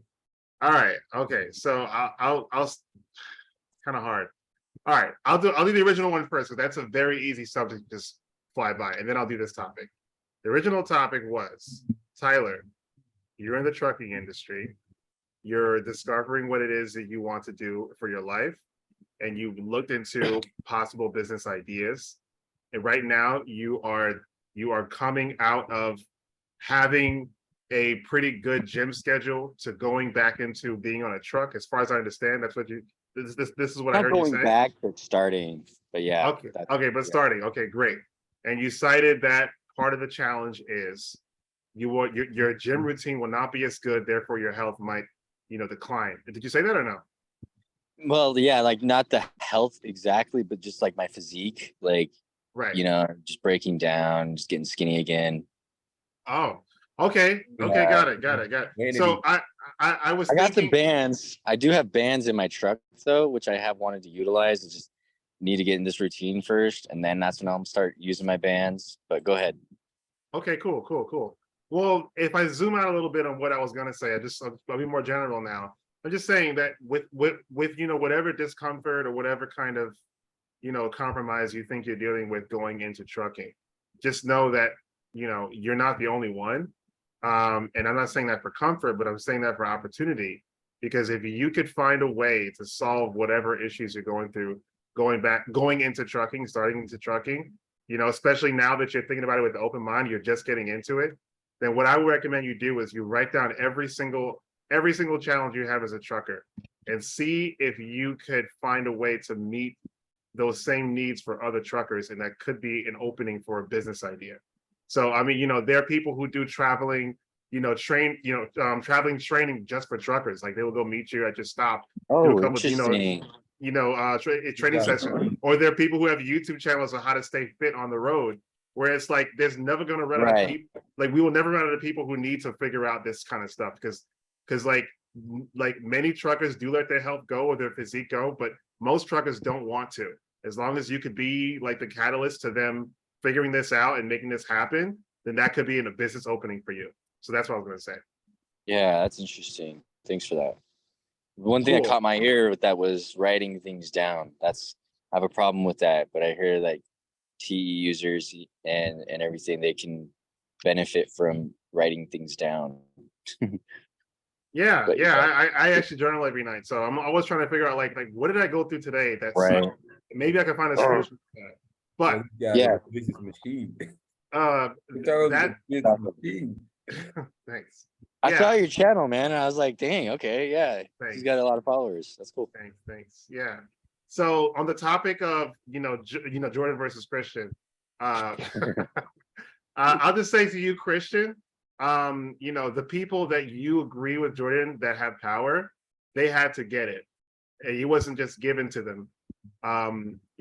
They did something that was so incredible that everyone said, let's bow down to this guy. So, but I think I'm gonna say one thing. Let him finish, A bro. lot of times. Hold on. I'm Let him almost done. finish. I'm almost done. Alright. But I'm saying Jordan, probably asserts that he can be the one to incite a movement that could get the same amount of power, but for good. And, I think power corrupts. So who knows whether he'll stay good the whole time. Even the goodest of us all had to realize that they are in battle with those who are evil. And the only way you could compete is if you were willing to fight like they fight. And that ultimately leads to exactly what you were trying to defeat. That's just my personal opinion. But can Jordan do that? Absolutely, because everyone who has had power before him has done the same thing. Most people will say, oh, I can't do it. Some people will say I could do it. And of that 1% of the 1%, some of those people actually succeed. And Jordan could be one of those people. So that's just his choice. That's all I'm saying. Yeah, I appreciate that perspective, but it's not just me. It's a lot of people who are standing up, and sometimes it starts with small things. So I closed my Vanguard account when I realized what they were doing. I stopped investing in companies that were building technology to destroy and poison the world. But guys, this social credit stuff, if people don't stand up now, they're going to get run over by it. I mean, what do you think happened with the Ronas? They fired people for not taking things in their body. I mean, the DEI, ESG, it's all been planned. You just have to read about it. It's not, listen, this isn't my conspiracy. I read this from other people. So the point is, my perspective is if you don't stand up for what's right, you're going to get bulldozed. So you don't really have much of an option. So that's my take on it. And so I think standing up makes sense, but no, it's not just me. There are a lot of people doing it. A lot of people who decided they're not going to spend their money on bad companies. They're going to spend it effectively on good companies. They're going to go into crypto. They're going to go into precious metals. So, I mean, there are things you can do that are not, not getting Thanos's gauntlet and resetting the world. But if you do nothing, then you're essentially saying, everyone in power, you can do whatever you want, and let the results be damned. Don't invest in crypto. Please don't do it. You got to be careful with crypto for sure. Just don't do it. It's not even a real, like with companies, at least there's like products and services that can generate revenue and it's an actual thing that contributes to society. But like, what is crypto? Like, what are you putting money into? Right. Well, Yes. I'm looking into XRP right now, which is being used for the new banking system as a possibility. But you do have to be careful with it. And that's why I prefer precious metals as a starting point for most people. But Well, Guitar, I was just gonna say one thing. It's family power. A lot of times, like people just get transfer of power from families. Like you'll say like the Kennedys or like those guys. It's transfer of power from the families, man. They just stay in power. But I agree, but who was the first one? Who was there had to be a first one. And there's always a new first one in some domain. a bad motherfucker that took advantage. Exactly. And guess what Jordan is? Took advantage. You really take advantage of a lot of people. A bad motherfucker who took advantage of a lot of people. That's Okay, when you say bad, I thought you meant like good bad, but no. Somebody who took with a lot of money off taking advantage of people, and decided some way to instill a way for them to keep their money. That's generally speaking. But my thing is, you could vote with your dollar. You can vote for politicians. You can work within the system. But if you yourself are admitting that the system is corrupt, then that can only go so far. So the next step would be to go outside the system And if you ain't willing to take it there, then, you know, it is what it is. Like,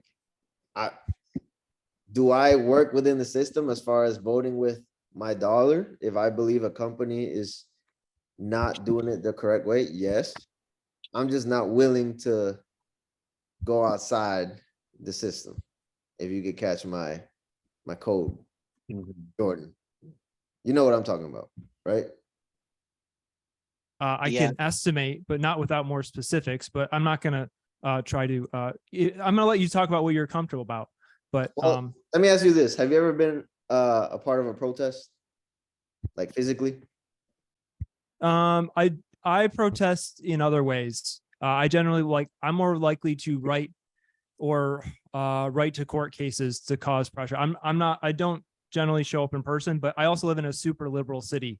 So the protests here are not as applicable to me. Okay. All right.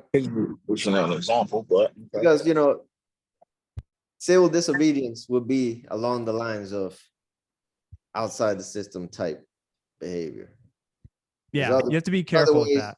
That I'm not gonna get into, that I'm not willing to be a part of. But civil disobedience would be the traditional way that you can enact change in that way. And I have participated in protests in different ways. Yeah, anyways. Did you meet any feds? Meet any feds? No, it was in Puerto Rico actually. Okay, okay. Protested. Sorry, that was just a bad joke because a lot of feds infiltrate the protests nowadays. But Oh, I think they've always had, bro. I think they've always had. probably. People believe that all this shit's new. This shit's not fucking new, dude. It's been happening since the inception of time, dude. Like, come on. They always plant a spy somewhere. It's literally like the oldest trick in the book, bro. You are never really by yourself, okay? You are never. Everything has always been monitored. People who monitor things have the most power. But I mean, if you ever seen Game of Thrones, like people like Littlefinger, them, they had a lot of power. Why? Because they knew what everybody was saying. Weaponize it. But let's keep going here. I actually sorry. Hey, bro, you keep your comments to yourself. You muted. All right, Jess, you go. This is my first time doing this. So what is the question? What are you guys want to know?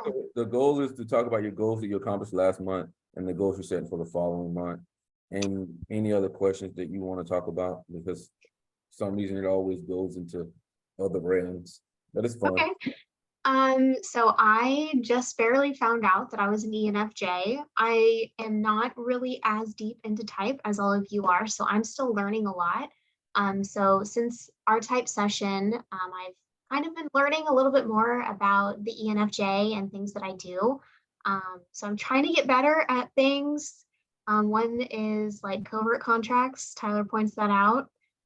So I'm trying to, notice when I do things like that. Or another one that had come up before, just in the beginning of this video, was listening to people's problems and not necessarily jumping to give advice. I feel like when people tell me things, and it happens, like strangers will just open up to me. I don't know what it is, but they will just pour their whole life on me. And I can just see an easy thing for them to, not be in the problem that they are. And most of the time they'll agree or whatever, but not really want to change. And I guess just knowing that not everybody wants to change is something I have to work on. But that's kind of what I'm doing, cognitively. But as Tyler mentioned, we have a lot of physical changes happening right now. Being pregnant, getting a puppy, him, being over the road now during the week, and then our daughter being home, not in school. So just a lot of changes all at once. But I guess my goals for this month are just learning more about why I do the things that I do, and how to be a healthier ENFJ. How to build a chicken coop. Oh my gosh, I tried to build a chicken coop. Look how big this thing is. It was perfect. Everything was great, except it's meant So for this is the size of the chicken dinosaurs. coop. And this is the size of the thing that she made. Well, what's It that? was, It's it's supposed to be the wall. It's 10 feet tall. It's almost as big as the house. It's really embarrassing. and this is how Hey. big the coop is, I just give credit to you guys for putting in the effort. Most right? people haven't done that By yet. myself. I would like you It to looks know. good. Thank you.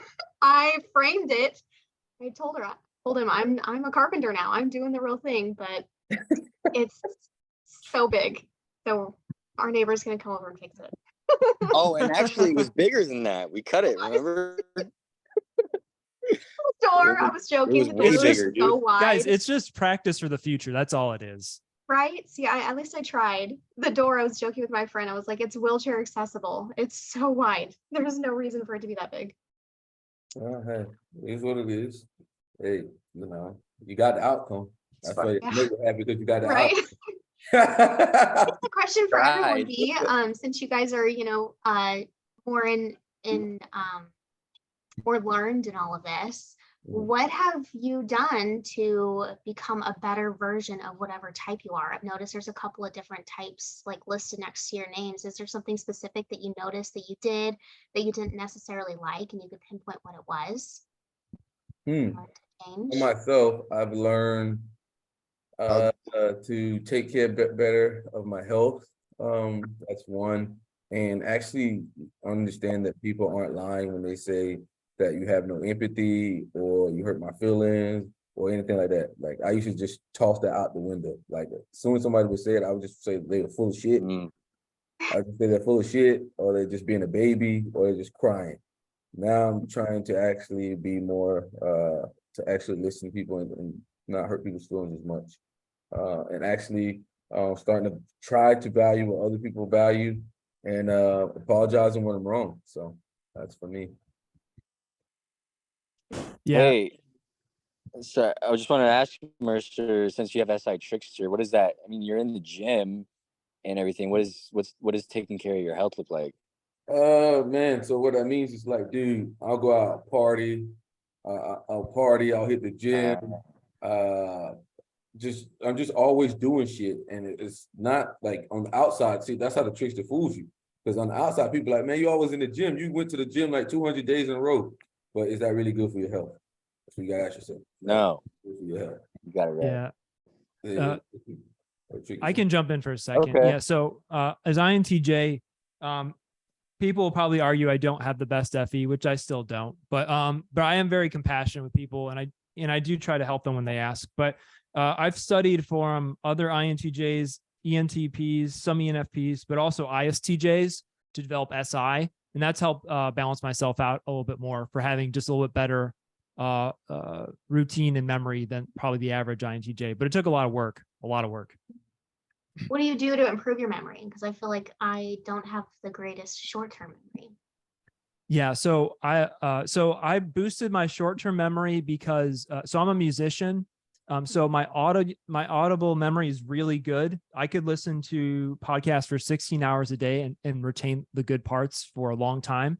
My written memory is not as good. So one of the things I've had to do is add in like background soft music, like think rain or synthesizers, just to increase that. But because I know my audio is so good, I can rely on that. And there's a lot of sources for that.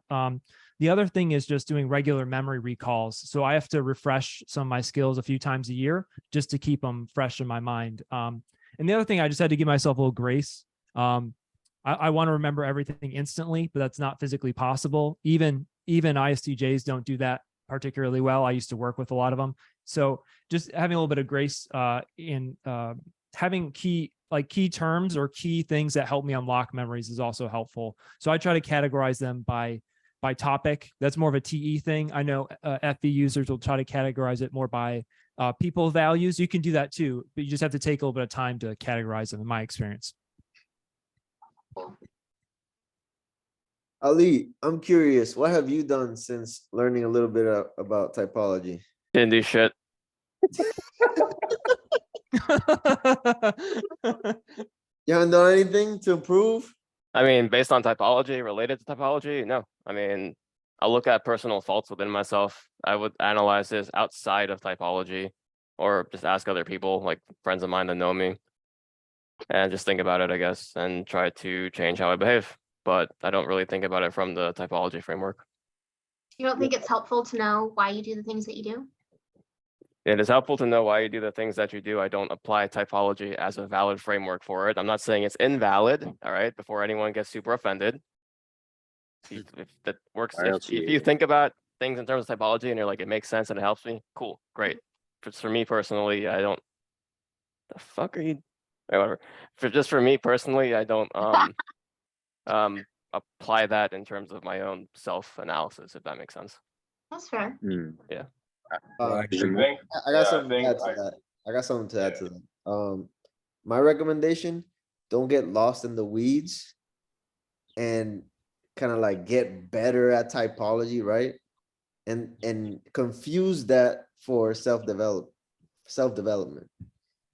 Right. Basically, because typology is so convoluted, what people do is that they get lost in the weeds and they're just like, oh, I'm going to learn every little specific thing about typology. And they forget to actually develop themselves using typology. You know, they just like learn more about typology, but don't change.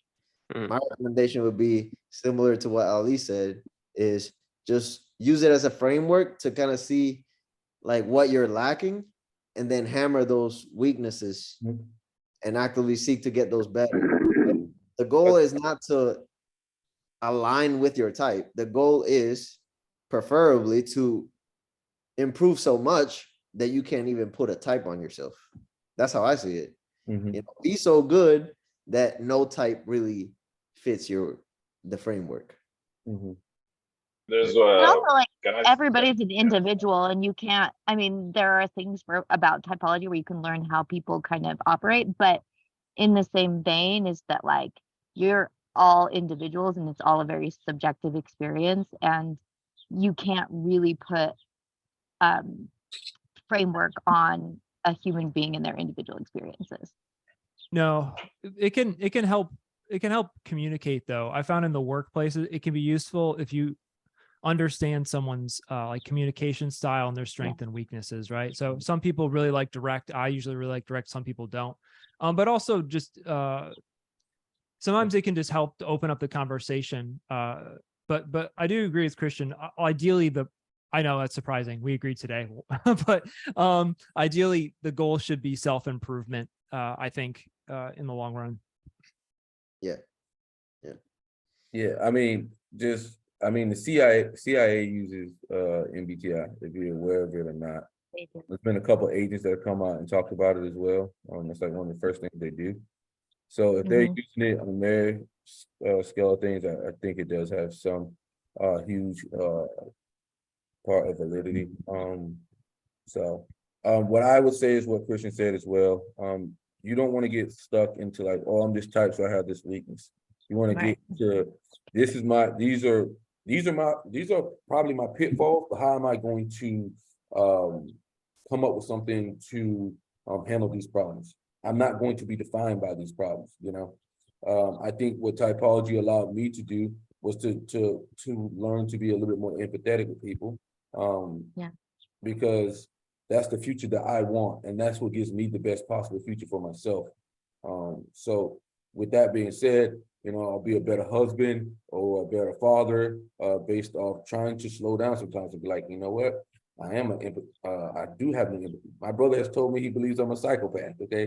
He told me, am I lying? He said, I am the closest thing he's ever met in his life to a psychopath. Okay. So that's how much like, and my brother's ENTP. So when he says something, he ain't bullshitting. But I think he goes a little too far sometimes, but it does allow me to like, you know, sit there and say, you know, what's going on here, man? Am I being an asshole here? But you can't let people weaponize that shit against you, you know? Yeah, People for sure. can and will weaponize it against you. I got a question for you, Mercer. So earlier I just mentioned how I don't use typology as a framework. I use other people's feedback and thinking about it as a framework.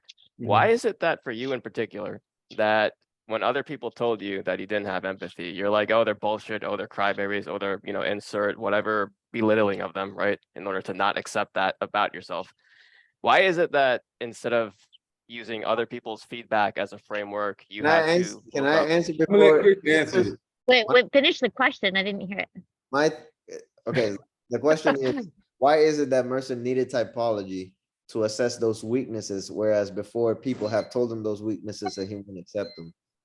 My theory is, knowing him for 15 years, that I'm about to eat at this point.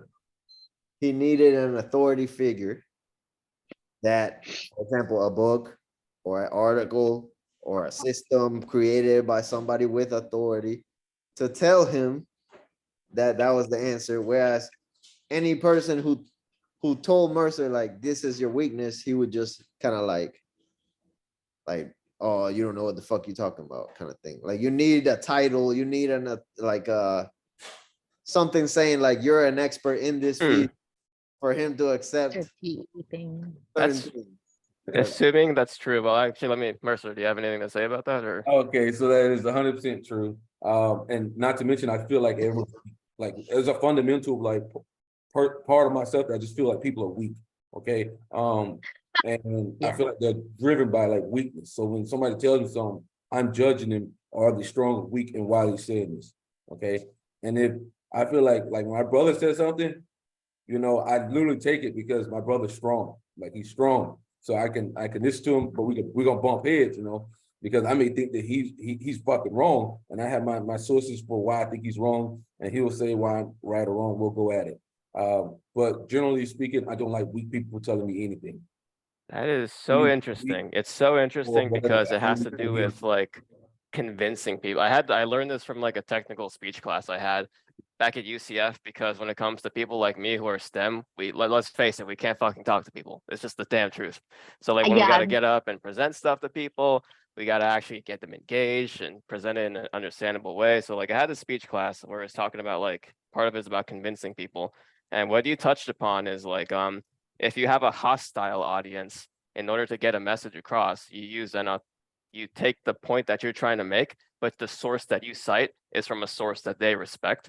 So I found that kind of interesting. And also you're talking about like how you don't respect like so like when someone's telling you that, you know, that you don't like empathy, if you view them as weak, it's not a source that you respect. So that kind of makes sense. And then there's also, what was it again?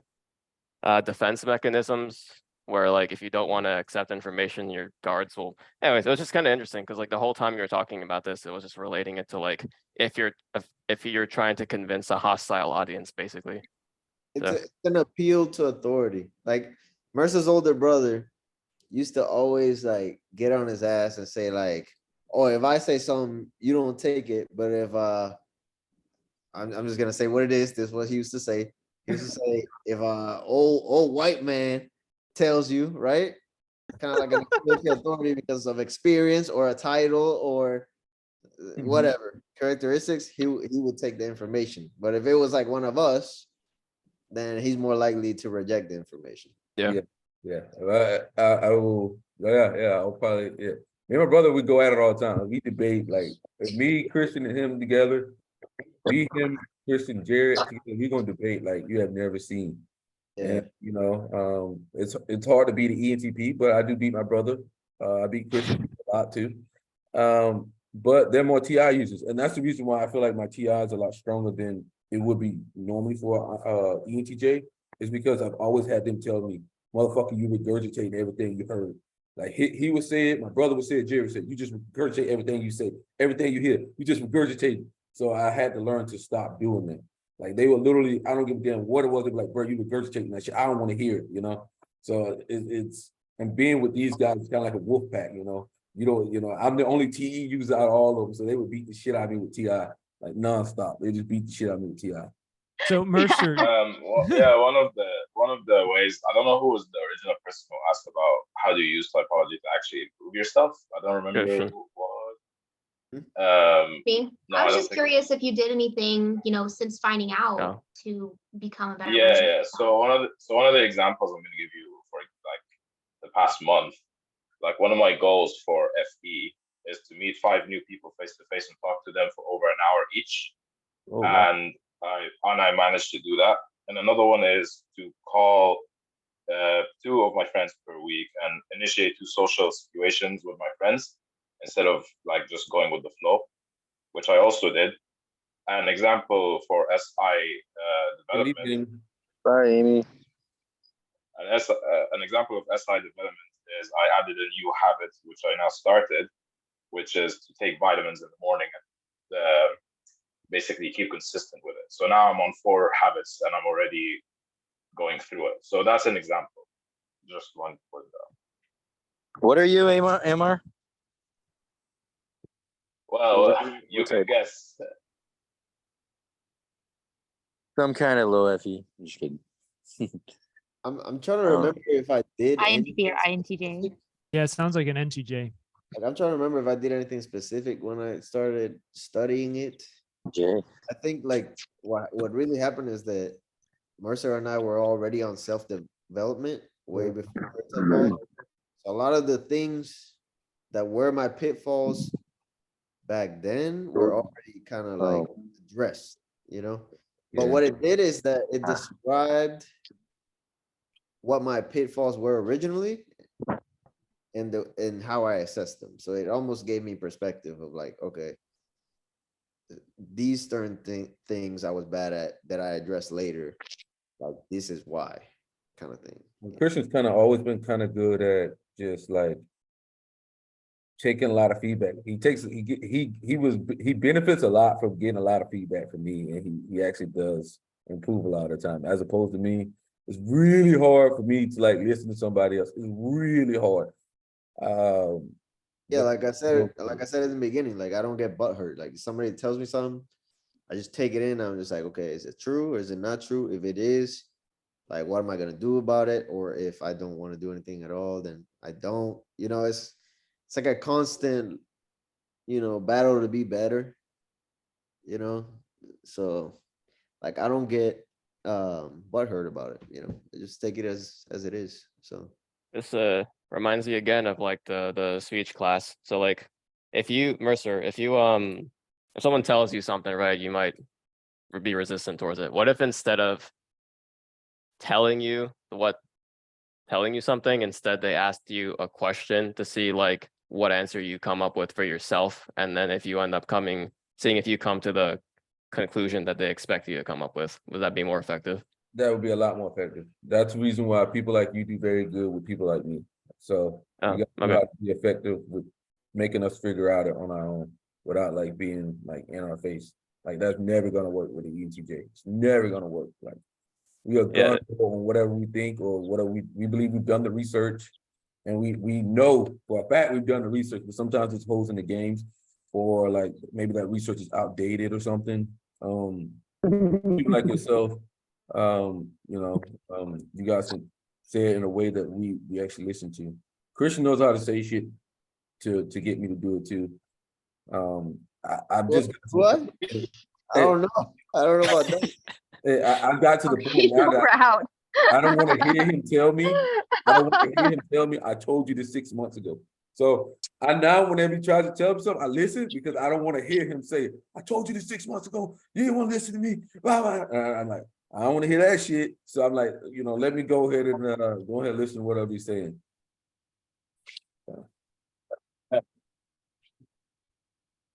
For real, what do you got to say, man? Well, first of all, I'll try to not cause argument and debate. But going back to what Jess said, but your question was how did I improve since I found out my type, or how did I implement those things since I found out my type? Yeah. How'd you become a better person? I guess for me, I try to since I learned that I'm a ISFP, I try to, from what I learned, I know ISFPs, they do great things in their lives, whatever they set their mind to. So I try to do that. I try to follow my passions and get them going. Specific, not like follow your passions. I mean, like something that that you're like, oh, I do that. How do I stop that? Oh, concrete. Yeah. Oh, like, okay. That's a good question. I guess for me, I try to understand consequences. That's good. Or try not to do stuff. Try not to do something that because In the past, I guess before I met this group,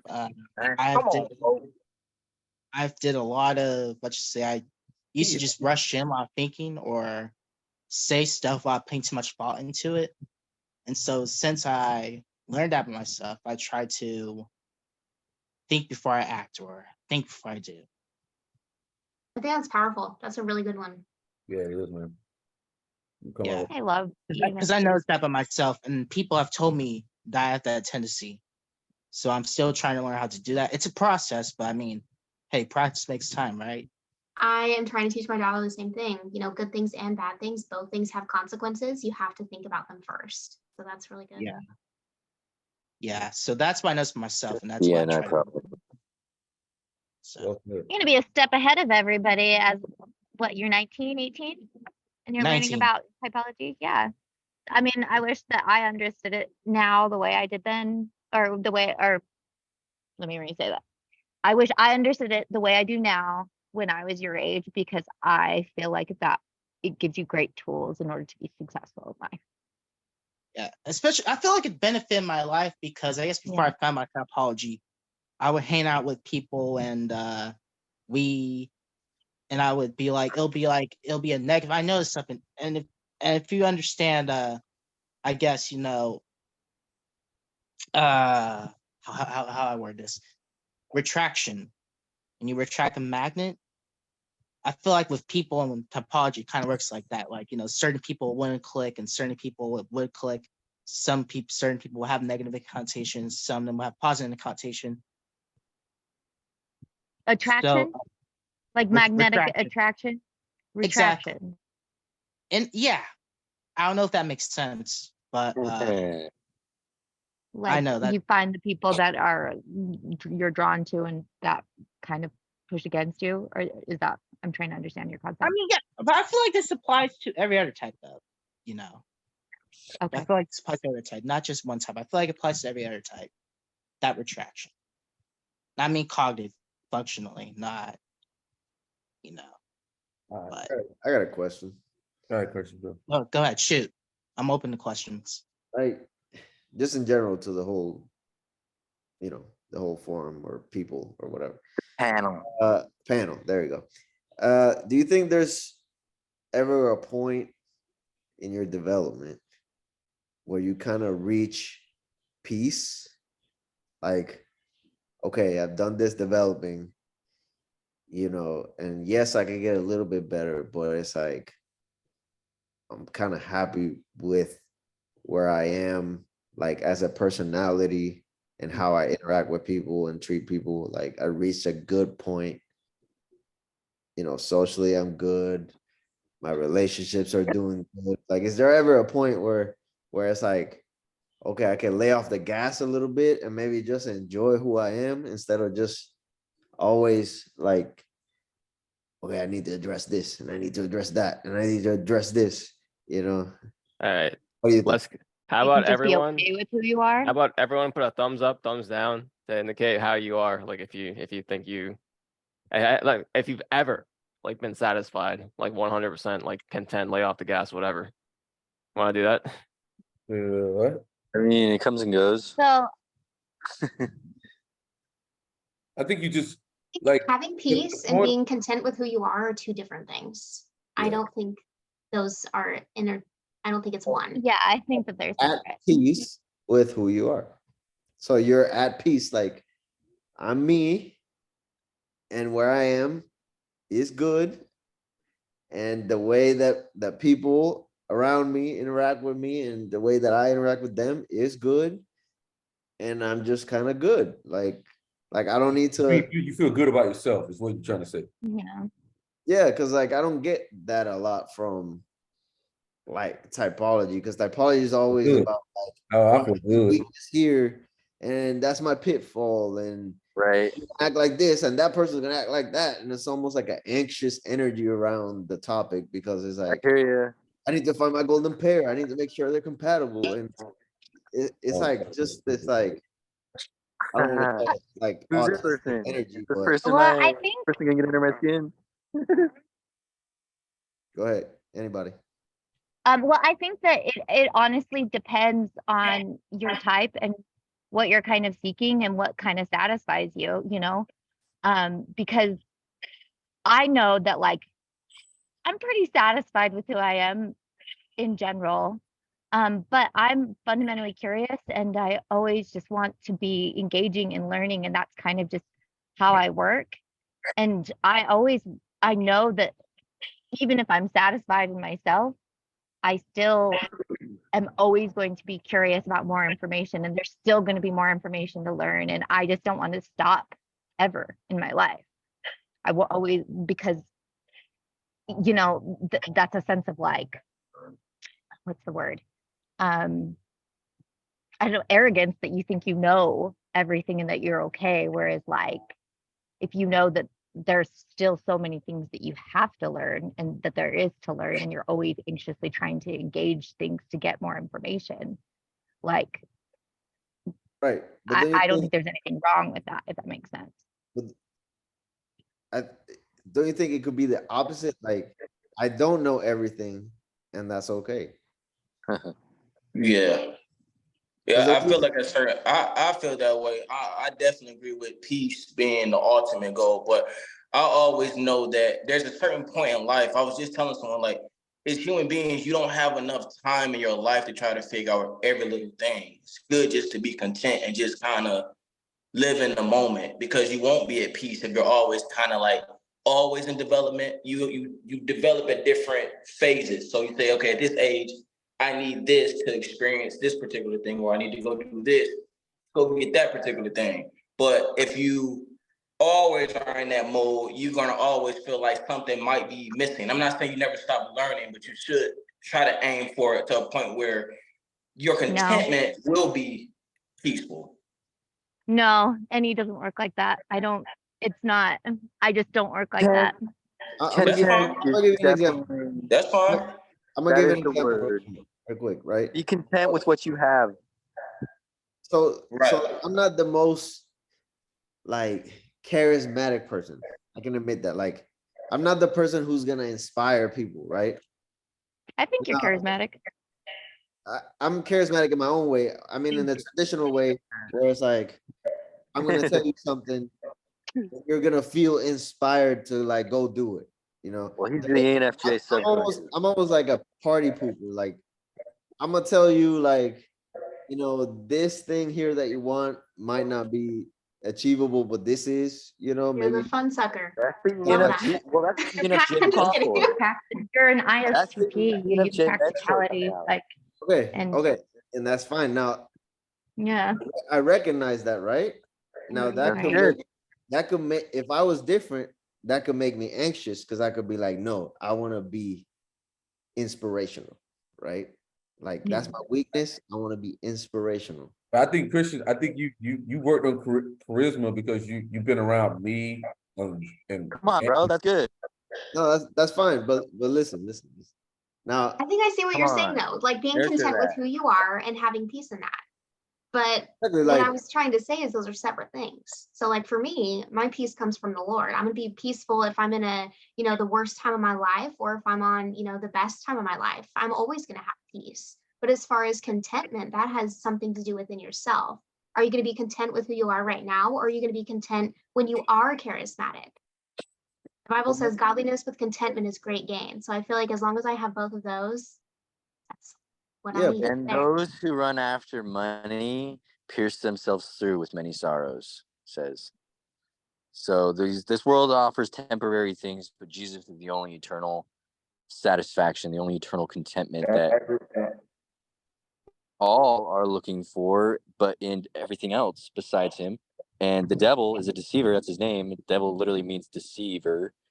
And he tries to point your eyes everywhere else but him. So think And about that's your why best you'll have day. temporary satisfaction. But it always will leave you for yeah, go ahead.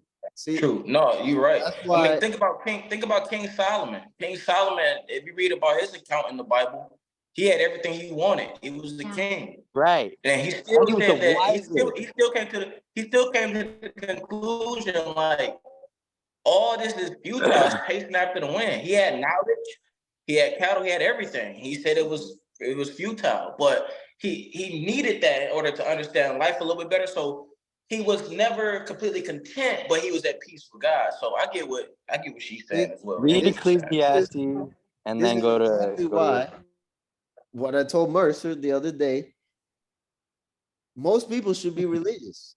Like I agree. 90, We're not like religious. 95. It's about We're not Hold on, religious. Lord, over let here. it finish.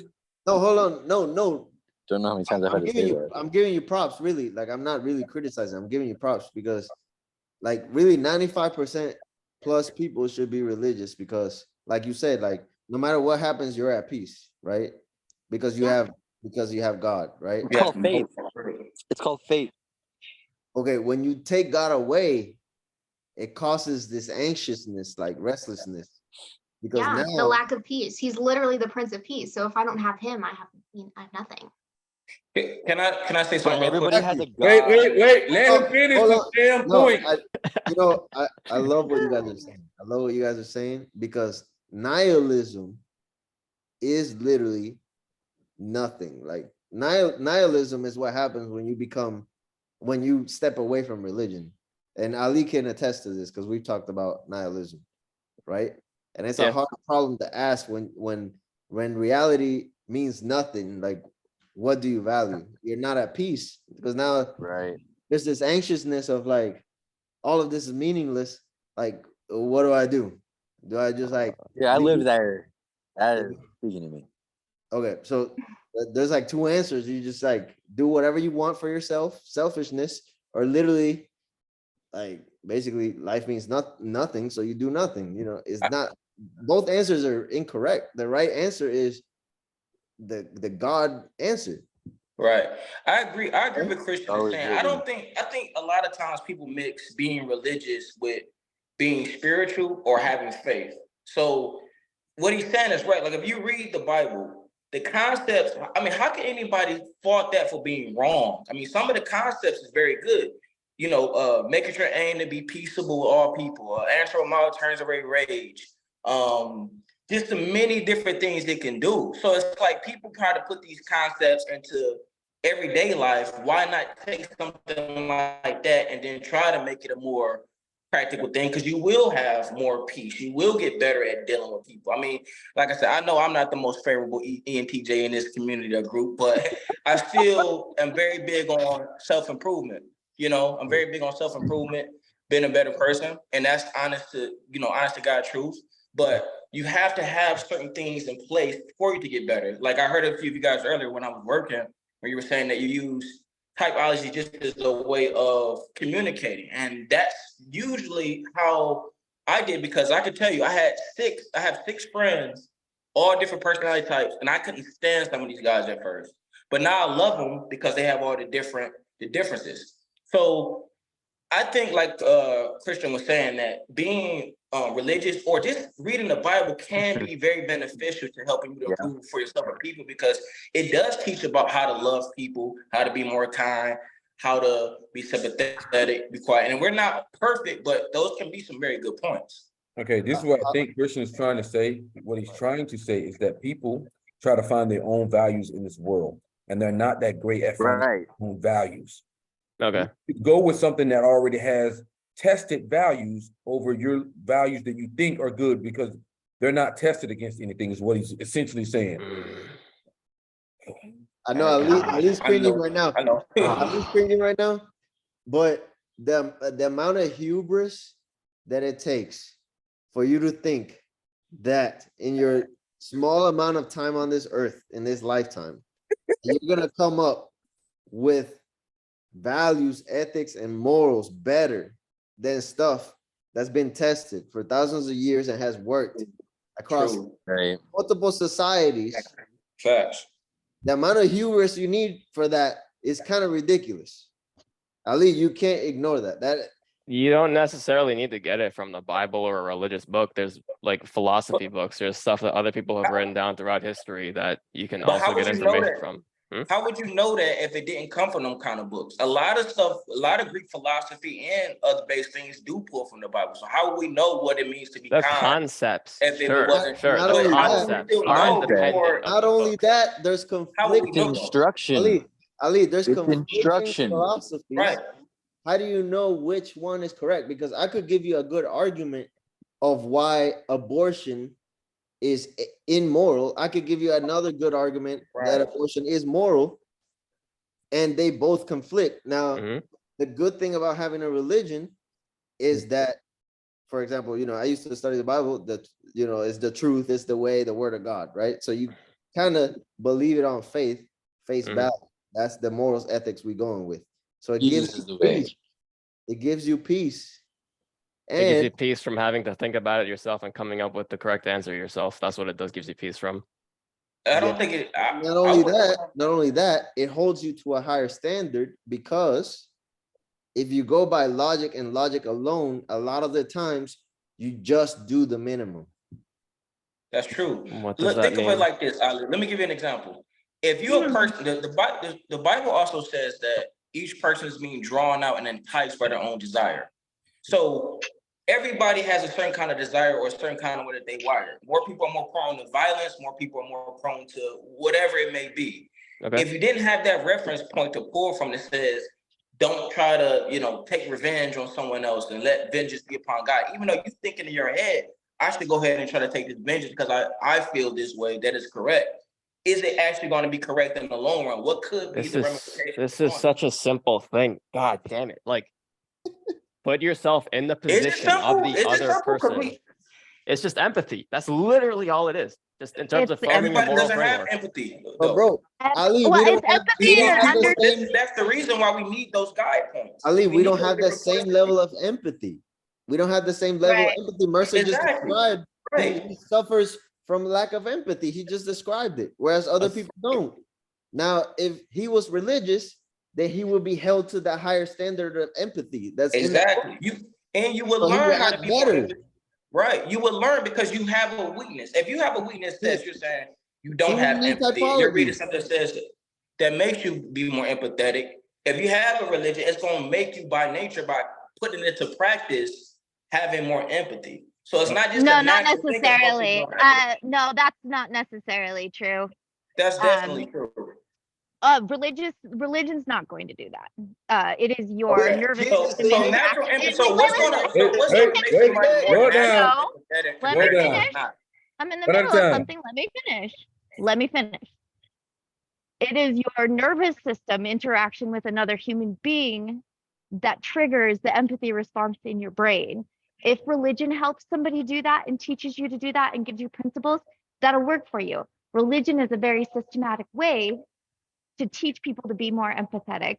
And that's why people that you guys who are mostly thinking types use a systematic method to kind of teach you how to tap into what is essentially FI values and FE compassion. And it's interesting and it's fascinating, but it's just true.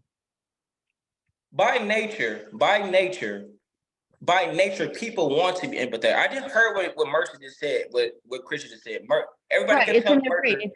Everybody kept telling Mercer that he didn't have empathy, right? So No, if Mercer was a that. person that read the Bible, if Mercer was a person that read the Bible, I asked this, Mercer, if you felt like you were a person that read the Bible or something that helped you improve in the area that you felt like you were weak on, wouldn't you go and continue to try to do that same exact thing or read about it? Yeah. I mean, it makes you better, but like I said, FE naturally affects me in a different way. I mean, it is what it is.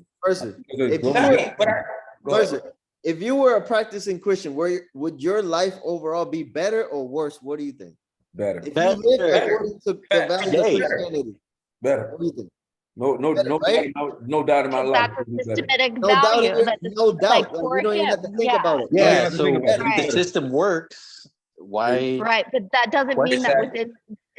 That doesn't mean that a person can't have empathy outside of a religion. That's I'm not saying actually that. religious. We're not saying that. We're not saying that. Yeah. Okay. We're not saying that. Listen to what Christian said. He said What he's saying is that most people empathy level. Mercer, you talk. Okay, what Christian is saying, one size fit all shoe that can apply to everyone. That's what he's doing here. He's saying that even if you don't have anything, or if you do have it, the Bible may help you with, or not the Bible, just any religion. Any religion. Religion, yeah. I don't think Christian's pushing one religion. He's just saying a religion in general, whether it be Right. Muslim, whether it be whatever, is going to hold you to a higher standard than that you will hold yourself. Like, you know, I probably wouldn't be going out partying, drinking, doing a whole bunch of Doing what he's already doing. Degenerate I probably wouldn't shit, be doing a whole bro. bunch of silly things if I was religious, you know. I'd have that more taken care of. You see me getting informative here. Good. But essentially, you know, if I was more into faith, I wouldn't be, you know, chasing women and doing all this stupid shit and wasting time. Because at the end of the day, it's wasting time. Yeah. Facts. That's the same thing I say. Yeah. I think there's a huge difference between me and Dion. Dion's more Bible focused. I am not. So he seems to have developed his FI a little bit better than myself. I've always said it. I think Dion's a better person than me. Like when it comes to like morals and whatnot, I'm more like, nah, bro, get that shit out of here. But you know what's so crazy? You know what's so crazy? The Bible actually helps me balance out between my TE and FI because there's certain things I want to do. Like I admit I'm a person that liked drinking, but I had to stop drinking because I didn't like the way they was making me feel and just altering decisions where I wasn't getting the actual outcomes that I wanted. But using that, so like in the scriptures, you can drink, but it's about getting drunk. So I can go out and have, you know, get a drink with friends, stuff like that. But past the point I start getting drunk, what actually starts to happen? And that's why I think a lot of the times, like if I post in a group or something like that, people get confused because through text, you can only see so much tone of what's being said. But I actually used a lot of that. I mean, I've used a lot of that from the Bible to try to craft myself to being a better person according to what I naturally would want to do. Where I know it's like, I don't care about if I could do this or not, but that something that holds me accountable or keeps me in line to not go too off the wire, if you get what I'm saying. Yeah, I get what you're saying. I get what you're saying, Dion. Because wine makes the heart merry. Yeah. The other thing is, you know, people are still. Drinking is not the issue. Like that's not bad. It's getting drunk and your motive behind why you're wanting to drink. If you're wanting to drink to soothe your problems of the world, that's where it's not okay. But you know, just like you said, you know, wine makes the heart merry. Like that's fine. But if it's hindering you and your walk with the Lord, then you need to know in your own heart that that's a conviction. You should stop. So I You do know what have I a mean? question. Oh, I'm sorry, I didn't mean to interrupt you. Let's go I online. apologize. Who's up next, Melissa? Okay. All right, Christian, go. Okay, I got a question for Ali. So Yeah. Ali, Yeah. You and me went through similar paths. Sure. You grew up in a religious family that Yep. stepped away from religion. Me, I Yep. grew up in a religious family, stepped away from religion. We're both thinkers. Yeah. But we both went to philosophy, right? Yeah. Now, do you think 90% plus people are gonna do what we did, which is basically No. search up philosophy lectures, think all day about the question? No. No, hell no. I mean, I actually agree with your point. I mean, that most people need religion because I'm misanthropic. I look at humanity, I am disgusted by what I see in terms of collective behavior. So honestly speaking, yes, I do think that people need religion in order to rise themselves up to a higher degree of morals than they would have otherwise. Yes. Yes. And also follow-up question. What has been your answer or experience with the question of nihilism? Like what have you arrived at? Basically, since there is no God, so no offense to okay, let me rephrase that. Since I believe that there is no God, I'm actually agnostic atheist. I know you can't prove it or disprove it one way or the other. Yeah. Since I believe that there is no God, then that means there is no higher power that enforces some type of purpose on you, meaning that you're born without a purpose.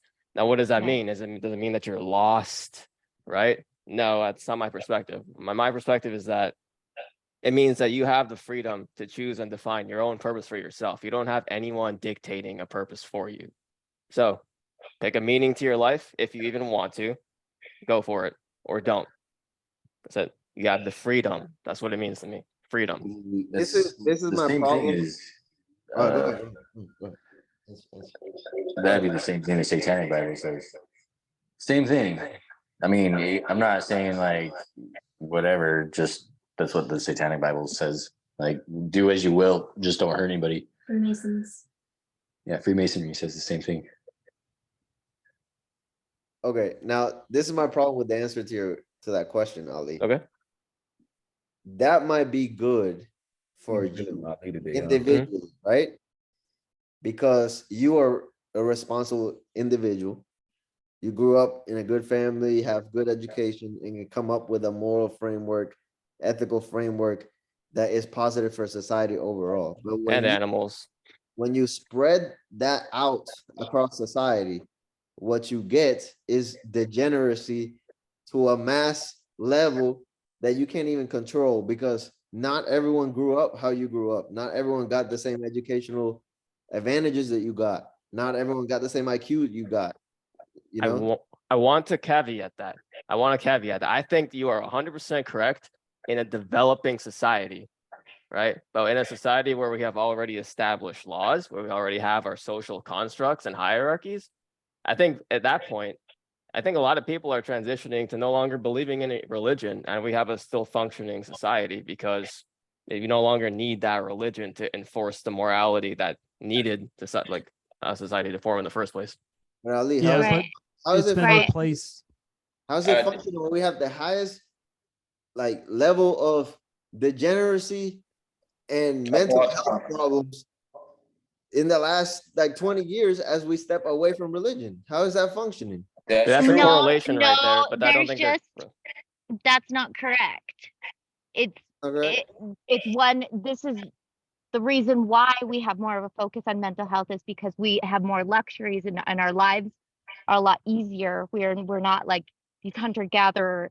So we have luxuries to be able to focus on mental health. And so you have all this statistical data and all this information that is only been possible within the past 30 years, not that it's happening more.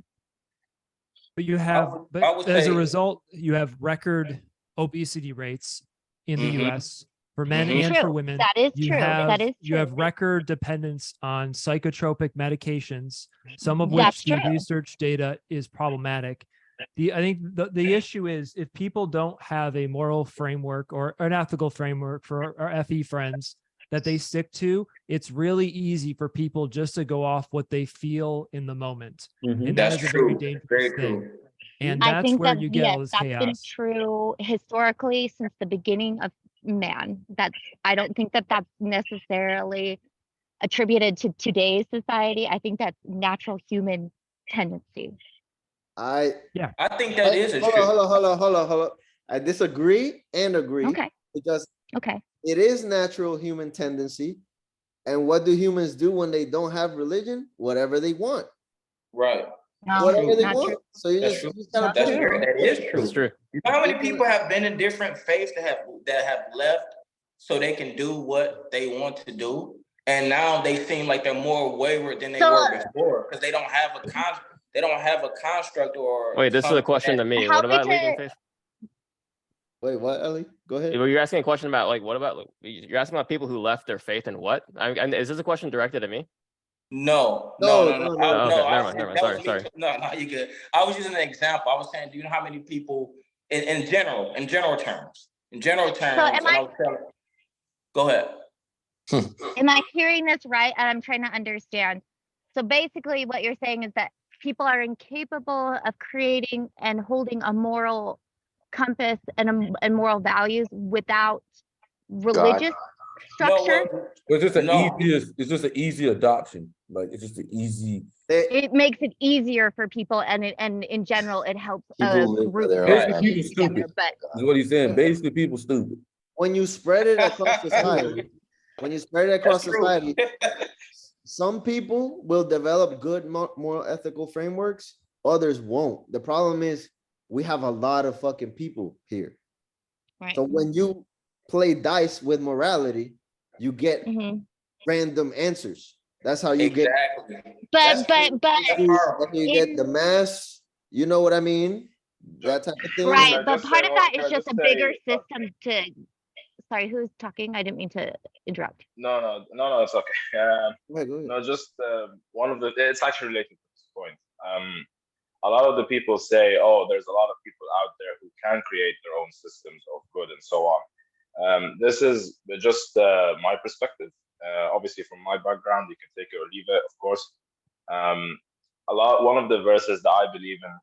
This is not Bible, but one of the verses I believe in is that it says people will always lean towards what's false. What that means isn't that people are going to lean to bad.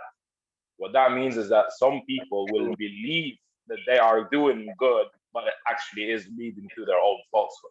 Amen. So That's true. So a lot of the time is that what I find is that religious or spiritual beliefs, they will do the job for you of saying, listen, you don't have to become so invested in something that you might never find the answer to by your own. I'm just gonna give it to you. Now you can start being like, you can start doing something that can benefit you and others instead of having to reflect on it so long. Right. And to add, it's like once you go the philosophical route, aka like the atheist philosophical route, a lot of the times you end up arriving at the same answer. That, like I said, hubris, like it's thousands of years old for a reason. You know, like it's been tested philosophically by people as smart or smarter than us in the past. Like, so a lot of the times you go and do like all these puzzles and like mental framework questions, and they end up at the same answer anyway. I mean, I want to push back on that a bit. So actually, this is a question I want to ask to Tyler and Jess. Is there any anything in the Bible you morally disagree with? Anything at all?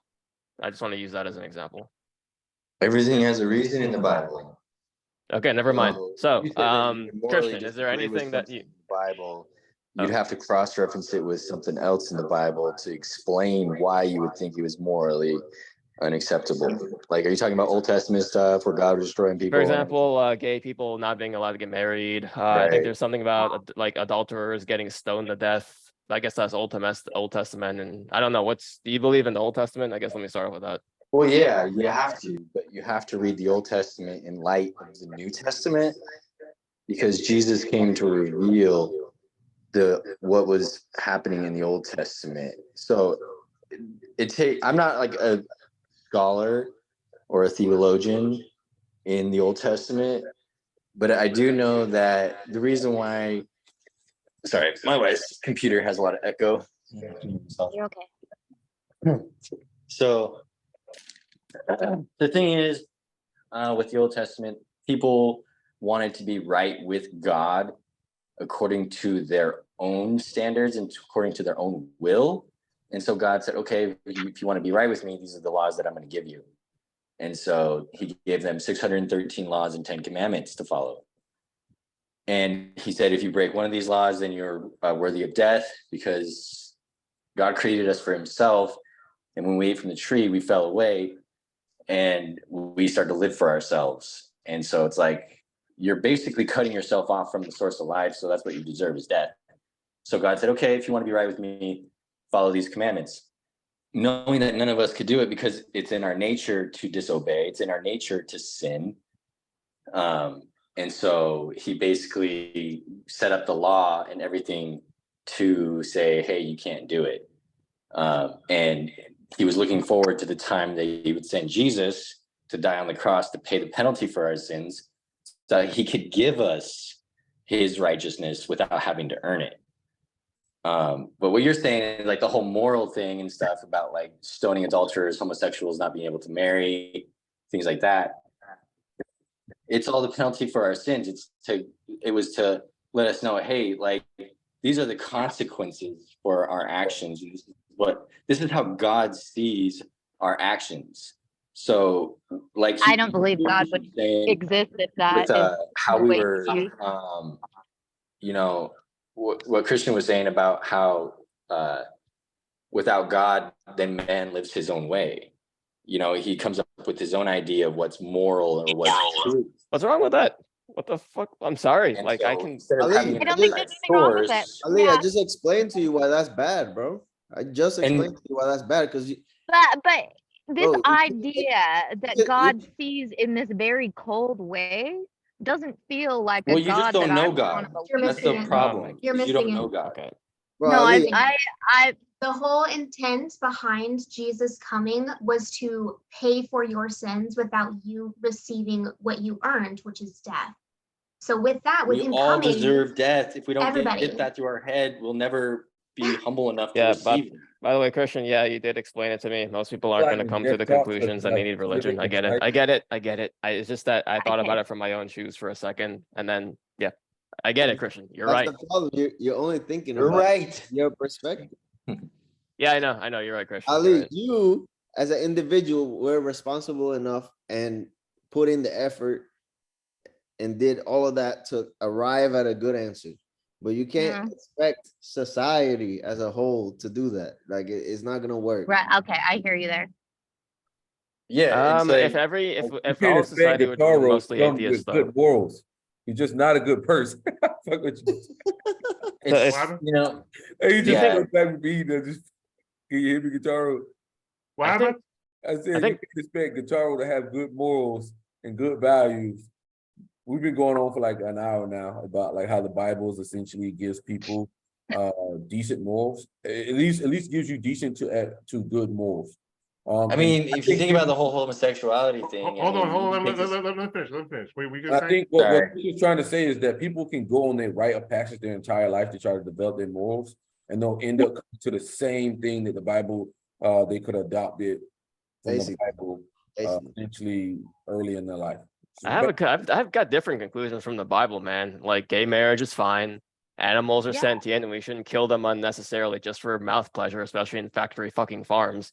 I have morals very differently Right. from any religion. And like, if I were to follow the Bible, I would say my morals would be significantly worse. No offense, than if I were to just think for myself.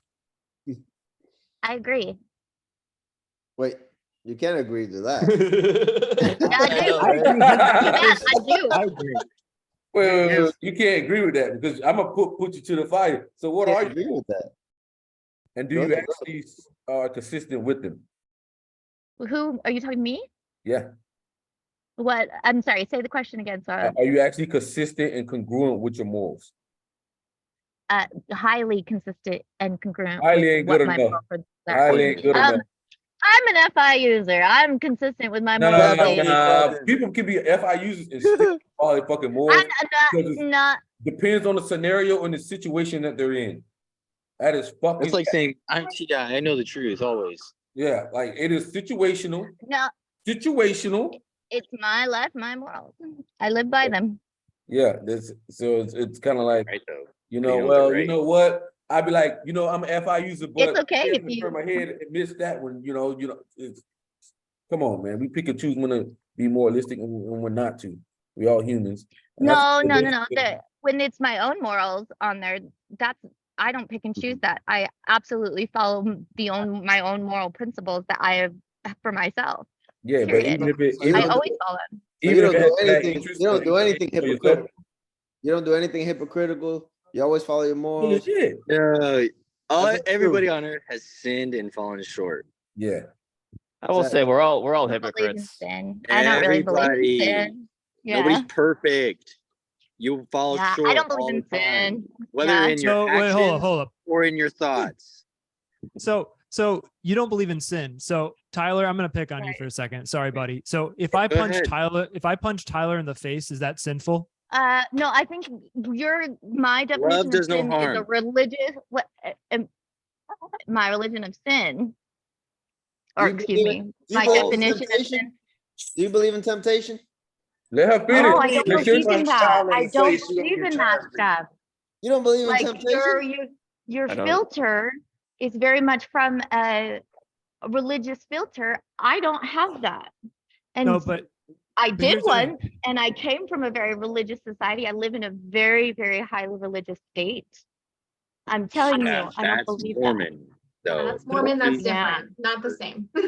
But so Yeah, that. It's all Christian, it's I all grew the up in same. It's Utah. religion. Really Layton, not. Utah, girl. I grew up there. But it's I know. everywhere. I hear you. I hear you. so Christian But brings I'm up a good saying point that, like, though. on temptation though. For people who have issues with alcohol, that's a temptation to them.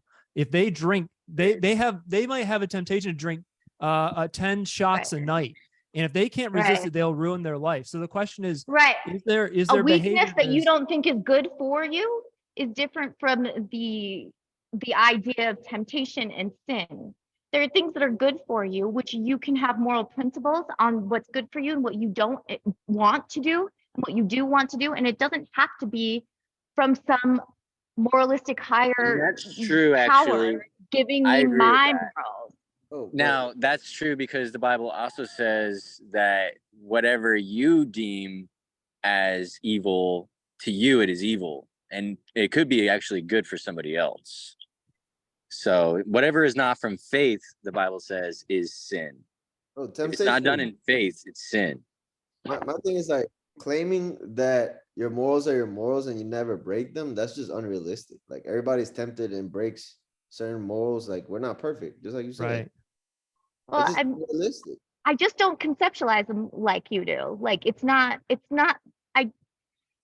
maybe it's just an acceptance to agree that I just think about it in a different way, and that's okay. Okay. Well, let me say it this way. Have you ever failed? Have I ever failed? I don't think that's the same thing, though. That's not In the a same sense, thing. Well, have you it's ever put very yourself similar. up to something like a diet or anything that's where you're like, hey, I'm going to follow this and I'm not going to deviate from it, and then had the temptation to deviate from it? Think about it. Like even your work, I don't do that. I promise you, I don't live in that way. And I'm sorry that it sounds like it's not. And you just but saying, I promise I don't think do it's the that. I same. feel like that right there is a lie. Yeah. it Okay. Doesn't make any sense. Doesn't make any That's sense. totally fine if it doesn't make sense. I'm Yeah, okay Trixie. with that. Well, Guys. Right, it is. It's got to be TI Trickster because Okay, it makes let me ask you complete another sense question. to me. Let me ask you Uh-huh. another question. Go for it. If you're in a relationship, right? Well, he's setting you up with a TI question here. If you're in a relationship, In that. a monogamous relationship, you're only supposed to be with one person, right? Yeah. Do you think over a lifetime you could be attracted to another person? Yeah. Even within a relationship? Yeah. Okay. normal. Well, that's a temptation there. That's No, because I don't live by the same principles that you do. Like, I know you can't conceptualize this idea. That's okay. It's fine with me. And Mercer just explained it. It's TI Trickster. Hold on. Maybe we're just arguing over. Or maybe we're just arguing over semantics. What is your definition of temptation? Yeah. Huh? I'm sorry. Maybe we're just Sorry, arguing I'm over. really trying to drive. Yeah, I'm not really arguing. I'm just. Oh, okay. I just want to ask, what is your definition of a temptation? Because what is it? Right. So a temptation would be when it has to have a religious,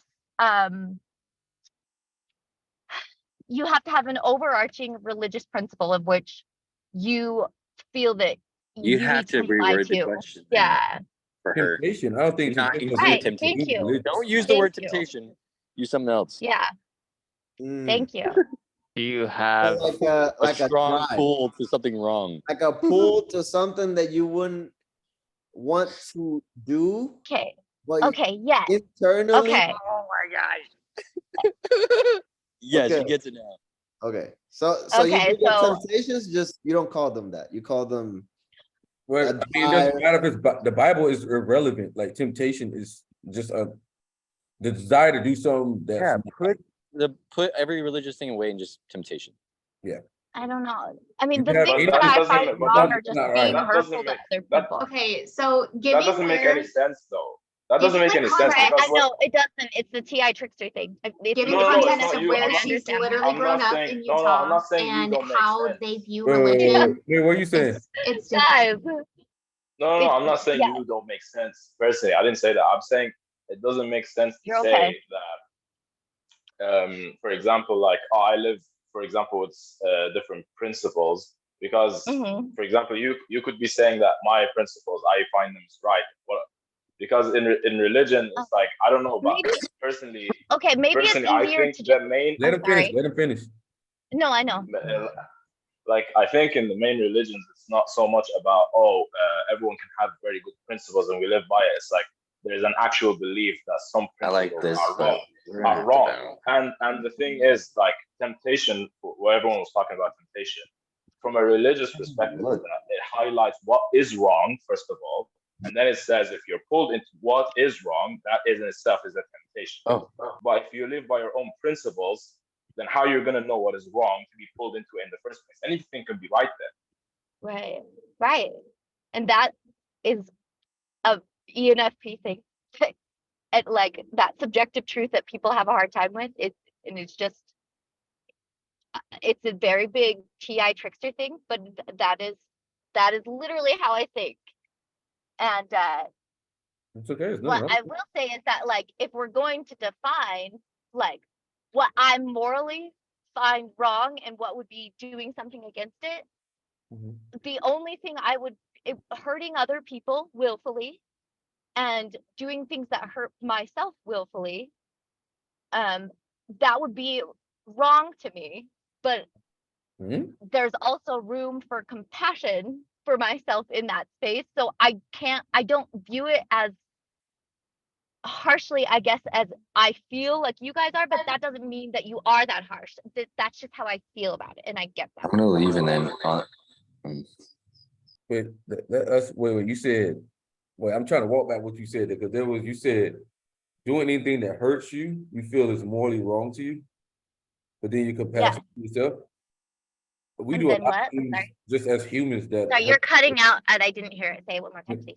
Okay, so you say anything that hurts yourself is morally wrong to you, right? Yeah. So, but there's a lot of us hurt each other just by like making poor choices. It's very easy, like Right. Yeah, and I understand that willfully doing that with the understanding that you are doing that. Yeah. So like, let's say if you're like a drinker or something, you're willfully hurting yourself, or if you're a smoker, you're willfully hurting yourself. Yes. So Yes. that's morally wrong to you, right? To be a smoker or drinker. Yes. Yes. So you don't smoke or drink? I don't. Oh, okay, cool. I like that. Okay, that's congruent then. I respect that. That's Yeah. I thought I'd catch you there. No, I don't smoke or drink. Okay. Yeah. I live a pretty I'm from Utah, and maybe the only one who understands this is Tyler. It's an incredibly conservative society. I'm not conservative at all. I'm actually considered quite rebellious in Utah where I live. But I very naturally, and there's some privilege to how I've grown up, I very naturally have not had a lot of circumstances where I've drank a lot or have, smoked or anything like that, but like, yeah, I live pretty incongruent with what I believe is right and wrong. I'm not perfect, and I haven't always made choices that make me absolutely happy, but I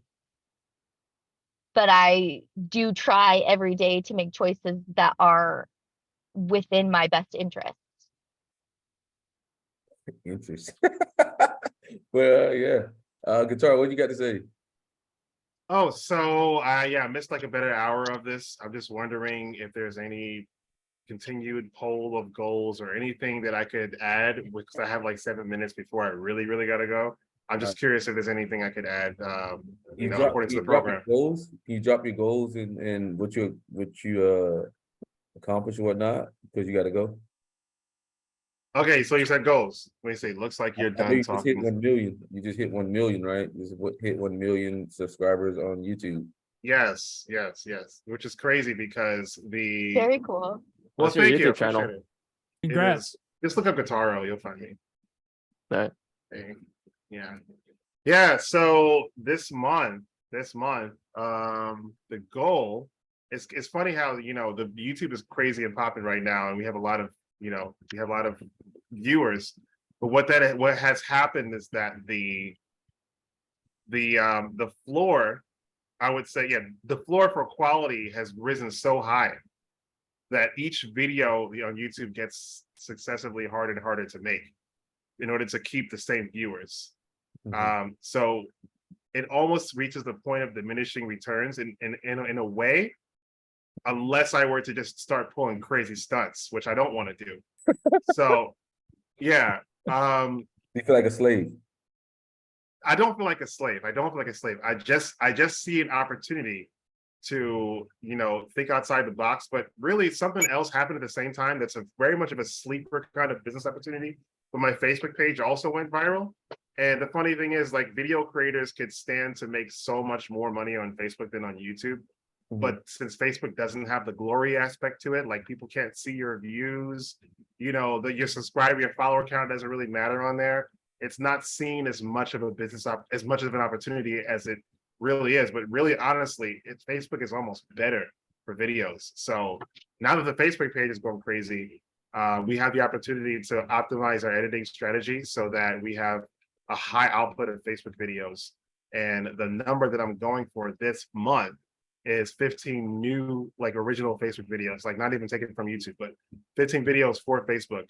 And I think the quality floor is a lot lower there, so you can get away with stuff that are not as amazing, but as long as you stay consistent, you want to keep in your audience. So that's pretty cool. So I guess, yeah, my goal for July is 15 new Facebook videos. And probably in July, I'll release 3 YouTube videos because like I said, they're a lot harder to make to keep the same audience. So that's the goal. 3 videos on YouTube, 15 on Facebook. Dude, you got razor sharp business mind. Razor sharp business mind. Like, I'm talking about your business mind. And you're on point, man. You are on point, Guitarra.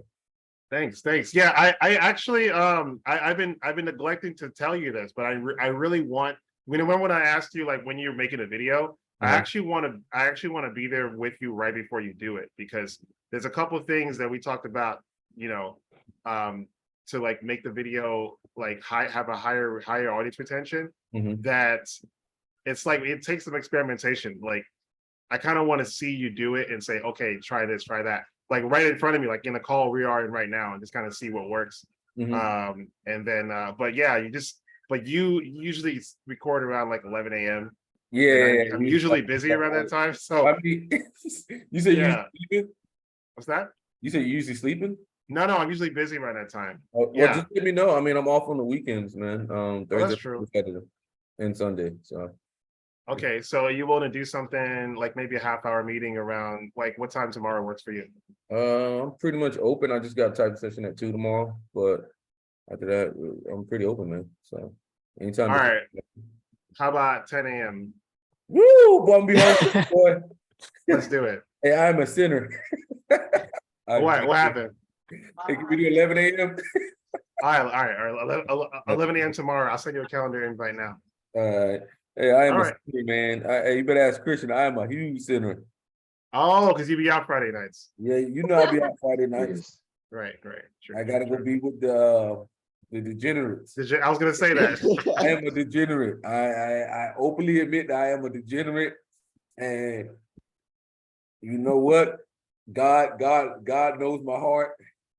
He knows I'm a degenerate. That's gonna make it to heaven. Okay, that's what he knows. And it's filthy. Just kidding. I've already devised my own system against my own system. I tell God, you know, I pray that He has to forgive me every half second for all my sins. So I'm gonna get in there, because there ain't no way I could break a sin like that and not make it in, you know. So could you drop your email in the chat so I can copy you on this? All right, I'll send it to you. All right, guys. Hey, we're gonna head out. All right, It was guys. really great talking to you guys and meeting y'all. This was really fun. I honestly don't get to have these many deep conversations except between me and my wife. So being able to express our views here with everybody here is really awesome. So I look forward to this next month. Is this happening every month, Mercer? Yeah, it happens every month, man. But you know, sometimes it's AI, sometimes it's religion. Right. It's a mix of everything. I love it. It's kind of like we're just sitting around the table chatting. Enneagram. Sometimes it's all over. We'll have to bring snacks. Yeah. Later, guys. Sorry if I offended you. Hey, never, no, man. never. Thank We'll you. be praying for you. We'll be praying for you. Okay. All right then. I mean, I think I. Hey, peace out, guys. Sorry about that. I love her. Okay, so let's get back to it. Amir, how's your goals? Did you talk about your goals yet? Before we continue, hold on. God damn it, Chris. You're getting us. Notice, Somewhere else, bro. religion gets you a beautiful family, beautiful marriage. It's the right way to go. Atheists can't have that. I mean, you know, I'm not saying anything.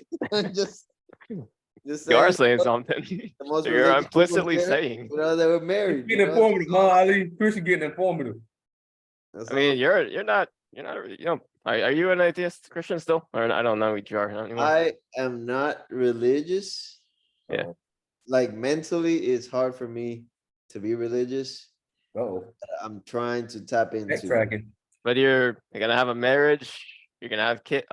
You know, you're gonna have it too without the religion, man. What are you talking? I'm getting married in the Catholic Church. In a Okay. Catholic church. Catholic Church, yes. Oh, you Christian? Catholics are Christian. Yeah, but Catholics you are ain't Christian. Catholic, boy. Protestant. There's Catholics and Protestant Christians. They're both Christian. Christian, you're not Catholic. Yes, I am. I did the You're not. confirmation, Your mama is Christian. but we were baptized Catholic as well. Christian, come on, man. Don't you flirt this bullshit with me. I know what's really going on here. It's not you, it's Rachel. No, I'm Catholic, bro. You are not Catholic, you piece of shit. That's it. Stop lying. Bro, Such a lying I dirtbag. promise you. I Well, promise you are you. the biggest dirtbag I've ever met. Bro. How you tell me? Bro, this guy here, bro. Bro, I did the communion as a Catholic, the confirmation. Christian, I know you. What do you mean you know me? Bro, What do you you were going mean? to a Christian church every week. Yeah, but that was my mom. My mom forced me to go. That's not. Now all of a sudden you Catholic now that you get married. Bro, Bro, that that's was crazy. Bro, that wasn't in my heart to be Baptist, bro. Bro, what the hell? Come on, Christian. But you, Yeah. What's wrong with you, bro? But Who cares? you will form to any environment you're in, bro. Bro, who cares, bro? Shit. Honestly, it doesn't matter if you're Protestant or Catholic. Like, it's irrelevant. I mean, I here's think the he's thing. saying you're. Yeah. The truth of the matter is most people follow a religion, whether it's liberalism, whether it's Christianity, whether it's whether it's Satanism, if you're at the World Economic Forum. Like, the truth of the matter is most people follow some religion, whether they or some belief set, whether they believe it, whether they realize it or not. And so that being said, preferably please don't follow Satanism. I think that one probably will lead you down the wrong path, but didn't want to drop that in earlier during the chaos. But anyway, I think it does come down to the heart. The truth of the matter is people can use scientific excuses all they want, but the vast majority of people decide on God based on a few odd things. And it often has nothing to do with science. Often has to do whether or not their parents stayed together, whether they want to believe, and whether or not their first love, whatever, left them, or whether they had a tragedy. And that's honestly, I mean, most people are emotional, and that's why those are often the things that impact it. But ultimately, people have to figure out why, their purpose or why they think they're on this planet, and whether if it's by an accident or not. Ali, bro, your parents are still together, right? Unfortunately, yeah, they should have divorced forever ago. They hate each other. But anyways, go on. But they stay together. Why? Because if you're in Islam, if you divorce, you are a second-class citizen. God. Exactly, because of God, because it holds you to a higher standard. See, man, I can tell you that like parents who went ahead and should have divorced, but they stayed together because the kid or the religion, the kids will just be like, nah, man, the household would have been better if you guys divorced. It would have been more peaceful. It would have been a less traumatic upbringing. Bro, you Hey, for real, get it out. Let's go. I'm just gonna get a few things out and I'm get off. But first of all, going back to religion, gives you empathy. I have to disagree with that because me personally, me being Christian, me going to church, and I usher there, I met a few people who are not empathetic, who doesn't have empathy. So the fact of the idea of going to religion, say Christianity, just so you could help boost your empathy, I think it's false. Do I think it'll help you benefit? Yeah, but I don't think it gives you empathy in general.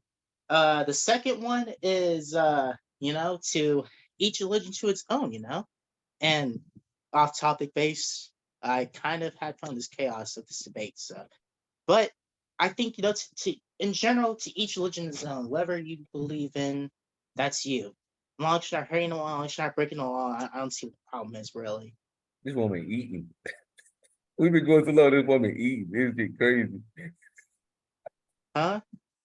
That's just laughing because this woman has really sat down, ordered food. Guitar has left, came back.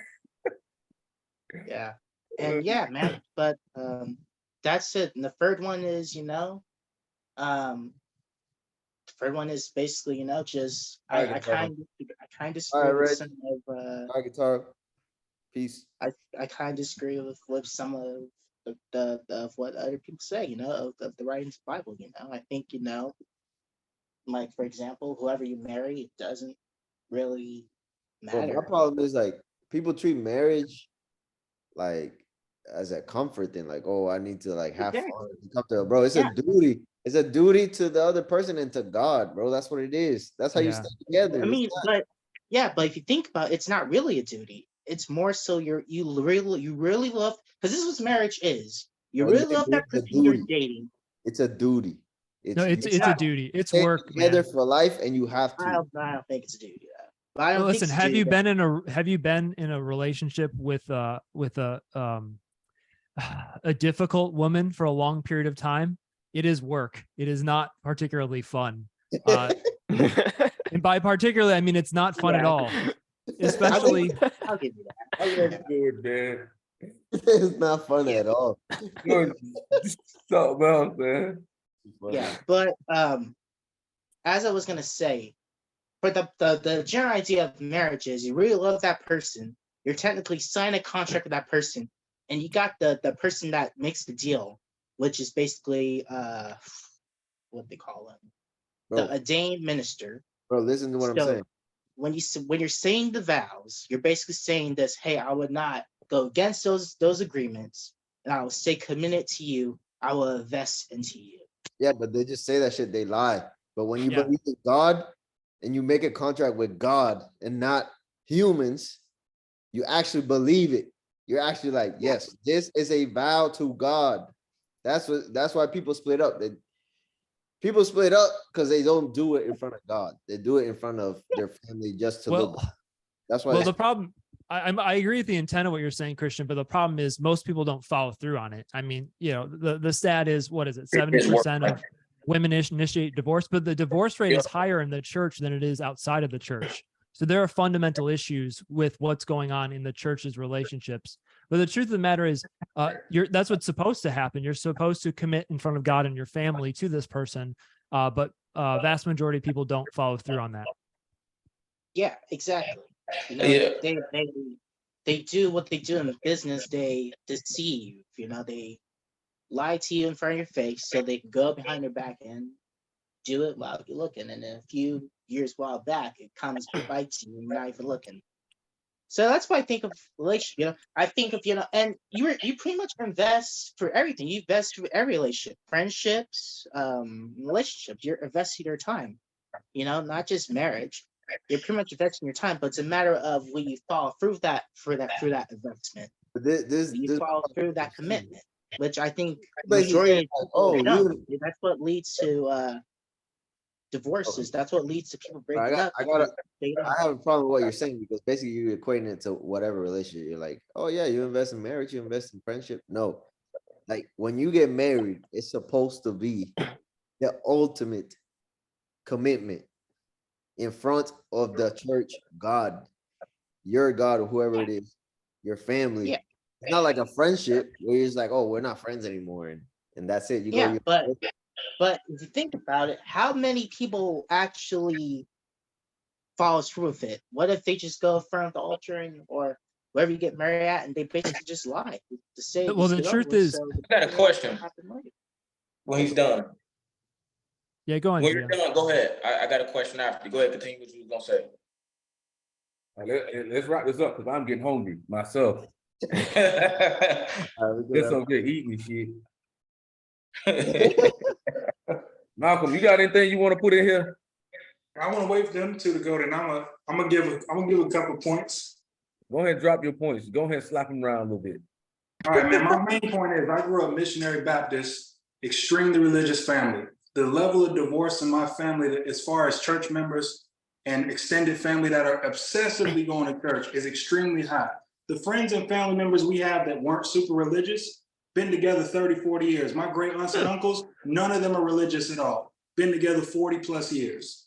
Like, there's a lot of generalization going on in this chat, and that just don't sit right with me. We keep saying like marriage is a commitment to God. Marriage is a business. In the United States of America, a marriage is a business. That is why you sign legal contracts that tie every bit of your finances and well-being, including medical, to this person. They are now a business partner. Your personal emotional relationship with this person can be whatever you want it to be. When you sign that paperwork to get married, that is a contract with the United States government and the person you marry. And people get this romanticized concept of religious marriages, meaning that it's not a business. It's literally a business. That's why you sign a contract on the date of marriage. You can still have all that love and joy with this person and never get married with them and have just as much devotion to them without having that contract. People have this romanticized idea of the notion of marriage, especially if they grew up in a religious background, because it's this thing that's held so high and such high regard. And they get into the relationship and they forget it's also a business. And that's hard for people to grasp. A relationship with your person as your lover is now a business partnership as well. So when I go do all my business and company taxes and they go back and do theirs, and if they have a second job, W-2s, guess what? Assets, community property. We do investments together, we do taxes, they gotta be together. There's no more separation between any of my LLCs, sole props, or any investment I may have and them. It's a business. Everything else is, we're talking about what's an emotional connection, what we value, our value system. When you sign a legal contract, you have just signed into a business arrangement that, as long as you two are still legally married and not separated, is still going to hold up on either side when you argue for assets in court. But I keep hearing everybody talk about how, you know, it's the commitment before God. Even if you felt that way about it, you still have to be careful not to overlook the fact that this is a business. Relationships don't have to be a business until you are legally married, at least in the United States. Some other countries may be different. Here, it is very business oriented. Something happens to you, there's a line of succession, but you weren't legally married. Guess what? Your partner gets nothing. Your mom and dad, your brothers, if you have children, they get first. She's not blood relative of yours, hopefully. Nothing. That paperwork you signed a business partnership agreement, not only giving them benefits from being with you and vice versa, they get first dibs on everything if something happens to you. Life insurance, property ownership, any assets or investments you have. The law of succession says they get it first or vice versa. We talk about a lot about marriage being about God. When you get legally married, you are entering into an extremely complex business arrangement. The relationship can be beautiful, but a lot of people just completely skip over that part of what it means to get legally married in America. And in this whole process of everybody talking, I've been listening and just downloading information. Nobody's really dived into that at all. We're kind of talking about the moral compass we follow based on our religious background or the emotional tie we have with the person and how we stay faithful and how to overcome the hard obstacles that relationships can bring. But if you skip over that business and money get funny, your relationship's gonna go down because you have to have symmetry with that person, but also the financials that come with being tied to them as long as you legally are attached to each other. Those are my main points. Yeah. Dude, I definitely. wish I was there in person so I could shake your fucking hand. Just bravo, man. Round of applause. Same. I loved everything you Same. said. Yeah. Yeah, Okay, very well Man, said. I had to get This- off the boat for this, man. Mercer didn't tell me. Yeah. Can I ask you a question, Mr. Freeman? Yes. Okay, so we kind of agree on saying. So you say you think that marriage and relationships is business, right? The legal marriage is a business Legal because marriage. that's So would you contractually how also- it's made. Okay, so could you also agree that there's investment you put in to legal Yeah. marriage and relationships? For sure. Would you agree on There- that point? Are you talking about the financial or the investment in that person? Because you trust them with everything you got. In general, doesn't matter at this point. I can see the point you're making. Yeah, I can see that because you're investing your time, resource, energy into this person, hopefully for a long period of time. So it's a type of investment. Yeah. So that's what I was trying to get a point across as you know, marriage and relationships, it's a business, it's a matter of how you invest, how you invest, how you how you make negotiations. Because when you're going up to that stage, right? And when you sign that document, you're basically signing a deal. You're negotiating, saying that, hey, you're not supposed to do A, B, C, and D. Yep. Pretty much. And then there's prenup. But majority of the people, and this is why that's why I think they're lying, but majority of the people that do get married, they don't follow it. That's why there's a lot of divorce rates, because they don't want to follow through. It's basically a way of them lying. Pretty much, they're lying from the people that comes to that event of them signing, basically negotiating their life to that person, but they don't follow through. Maybe they're lying to themselves. Yeah. If it was only a business transaction, though, I would definitely be married right now, because then I would be paying way less taxes. You want the benefits. You want the benefit, but it's not only a business transaction. AF, bro.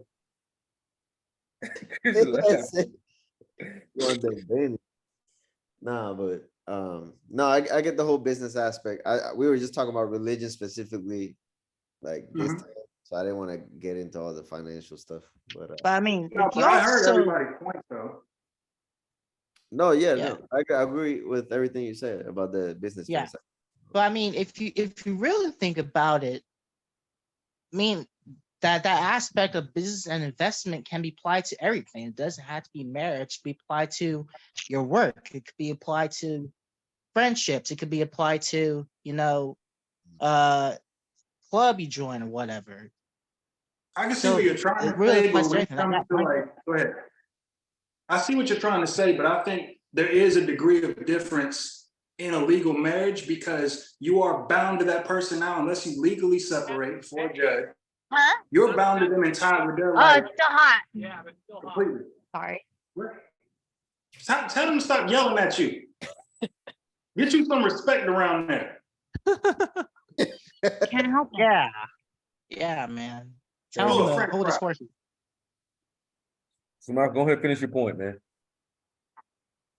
Me or him? You. Oh, I was gonna say, I think there's definitely a degree of difference between the friendships you're talking about, this regular relationship.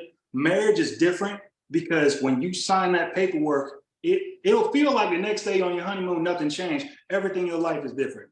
When I itemize things for my company, everything I have to do on my taxes is now tied to this person. They didn't clock in. They didn't complete any of the cases or contracts. They didn't hire any staff. They didn't manage anything. Our portfolios are tied together. Just with that one signing, it takes like 10 seconds to sign the paperwork, 2 witnesses sign it, everything is different. Me and Mercer are friends. I'm not married to Mercer, so when I go hang out with Mercer and I'm down south and stuff, I'm not considering like tax benefits of like going out in Tampa. So you're basically, it's not the same level. Yeah.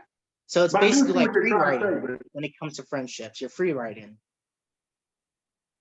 Yeah, but the level of investment is very different when you are literally legally tied and all your business decisions and financial decisions are tied, and even medical, to that person. Friendship is a type of investment, but it's not that degree. Because if we go hang out, me and you, we become really good friends, I'm not getting write-offs for all the times we go to dinner. We go down to hit the beach, I can't write off all the items we bought. Like, it's a different level of investment. This is more of like a pleasant friend, platonic friend, like we're just doing stuff for fun because we enjoy each other's company and space. But there aren't ramifications financially that impact the both of us later, other than whatever it costs to go get a beer at the beach or whatever it is we did. Yeah, like you can't really compare the business transaction of signing up for a gym membership to getting married. I mean, yeah, they're both business transactions, but one is like every fucking thing you have versus the other is like, I don't know, $200 a year. It's like saying, hey, I pricked my finger. I got an injury. I sliced off my whole fucking hand. I got an injury. Yeah, they're both injuries, but the magnitude is completely different.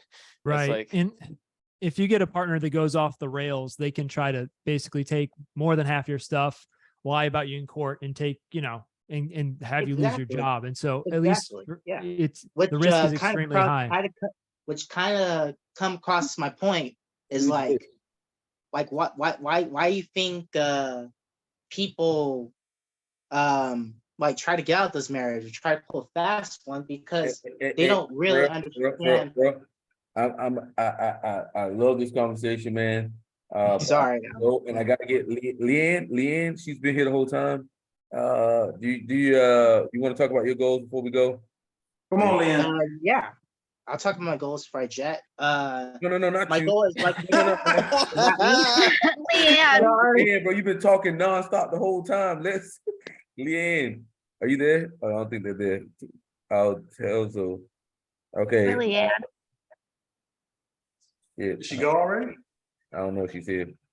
But yeah, man, because I gotta get some food, and I know the boys are coming to my house in like literally an hour, so I got to get moving. But it's been like 3 hours long. So next month again, Malcolm be on time, man. 'Cause, hey, No, I don't want to hear it. I don't want to hear it because when I come to Florida, y'all won't be on time. I'll be in Florida on the beach for 3 weeks. You wait till I get on the airplane back and tell me where you at. Hey, nah, I ain't trying to hear it. I ain't trying to hear it, boy. You ain't send me a link, not an invite, not nothing. Bro, it's in the group, bro. I don't care if it's in the group. You know It's I'm okay, busy. Malcolm. Hey, Malcolm. Hey, Yo. Malcolm, I got you. If you ever need a link to one of these meets, I'll send them to you. I'll give you a hand. Okay. man.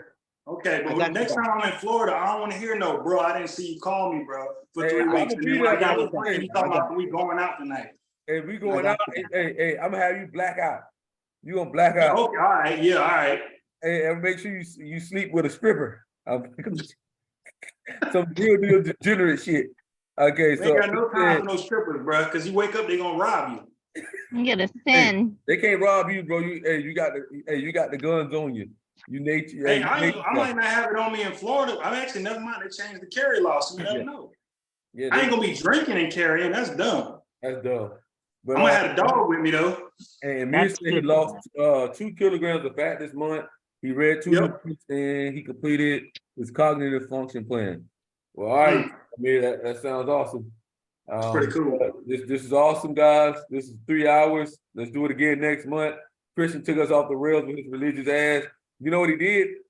He finally has accepted religion, so he wanted everybody else to accept it with him. That's what he always does. I hate that. He always does this shit. He always does this shit. Bro, who said I've accepted religion, bro? I just been debating the idea. Yeah, so you come on here and debated accepting. He want to come on here and show his ass like he always. I told everybody before they got on here, Christian's gonna bring some chaos. You ain't telling me nothing, bro. I got on here and it was like neck deep. Well, I enjoy chaos. So I love chaos. Chaos is my life. yeah. I mean, I kind of feel like it would have. Just think about it though. I feel like what blew would it at be least without chaos? brain. Like, Right now, he's like, oh my God, I haven't even thought about that. What the fuck are you? At least Yeah, like you got some Versa, people you're right. going You're on. right. He just brings chaos for no fucking reason. You know goddamn well that's not what I'm thinking, Christian. Me? I blew all his brain out, man. He was like chaos. All right, you guys. Hey, everybody have a good week. Crush July, and we'll see you guys again next month. Malcolm be on time. All right, man. Don't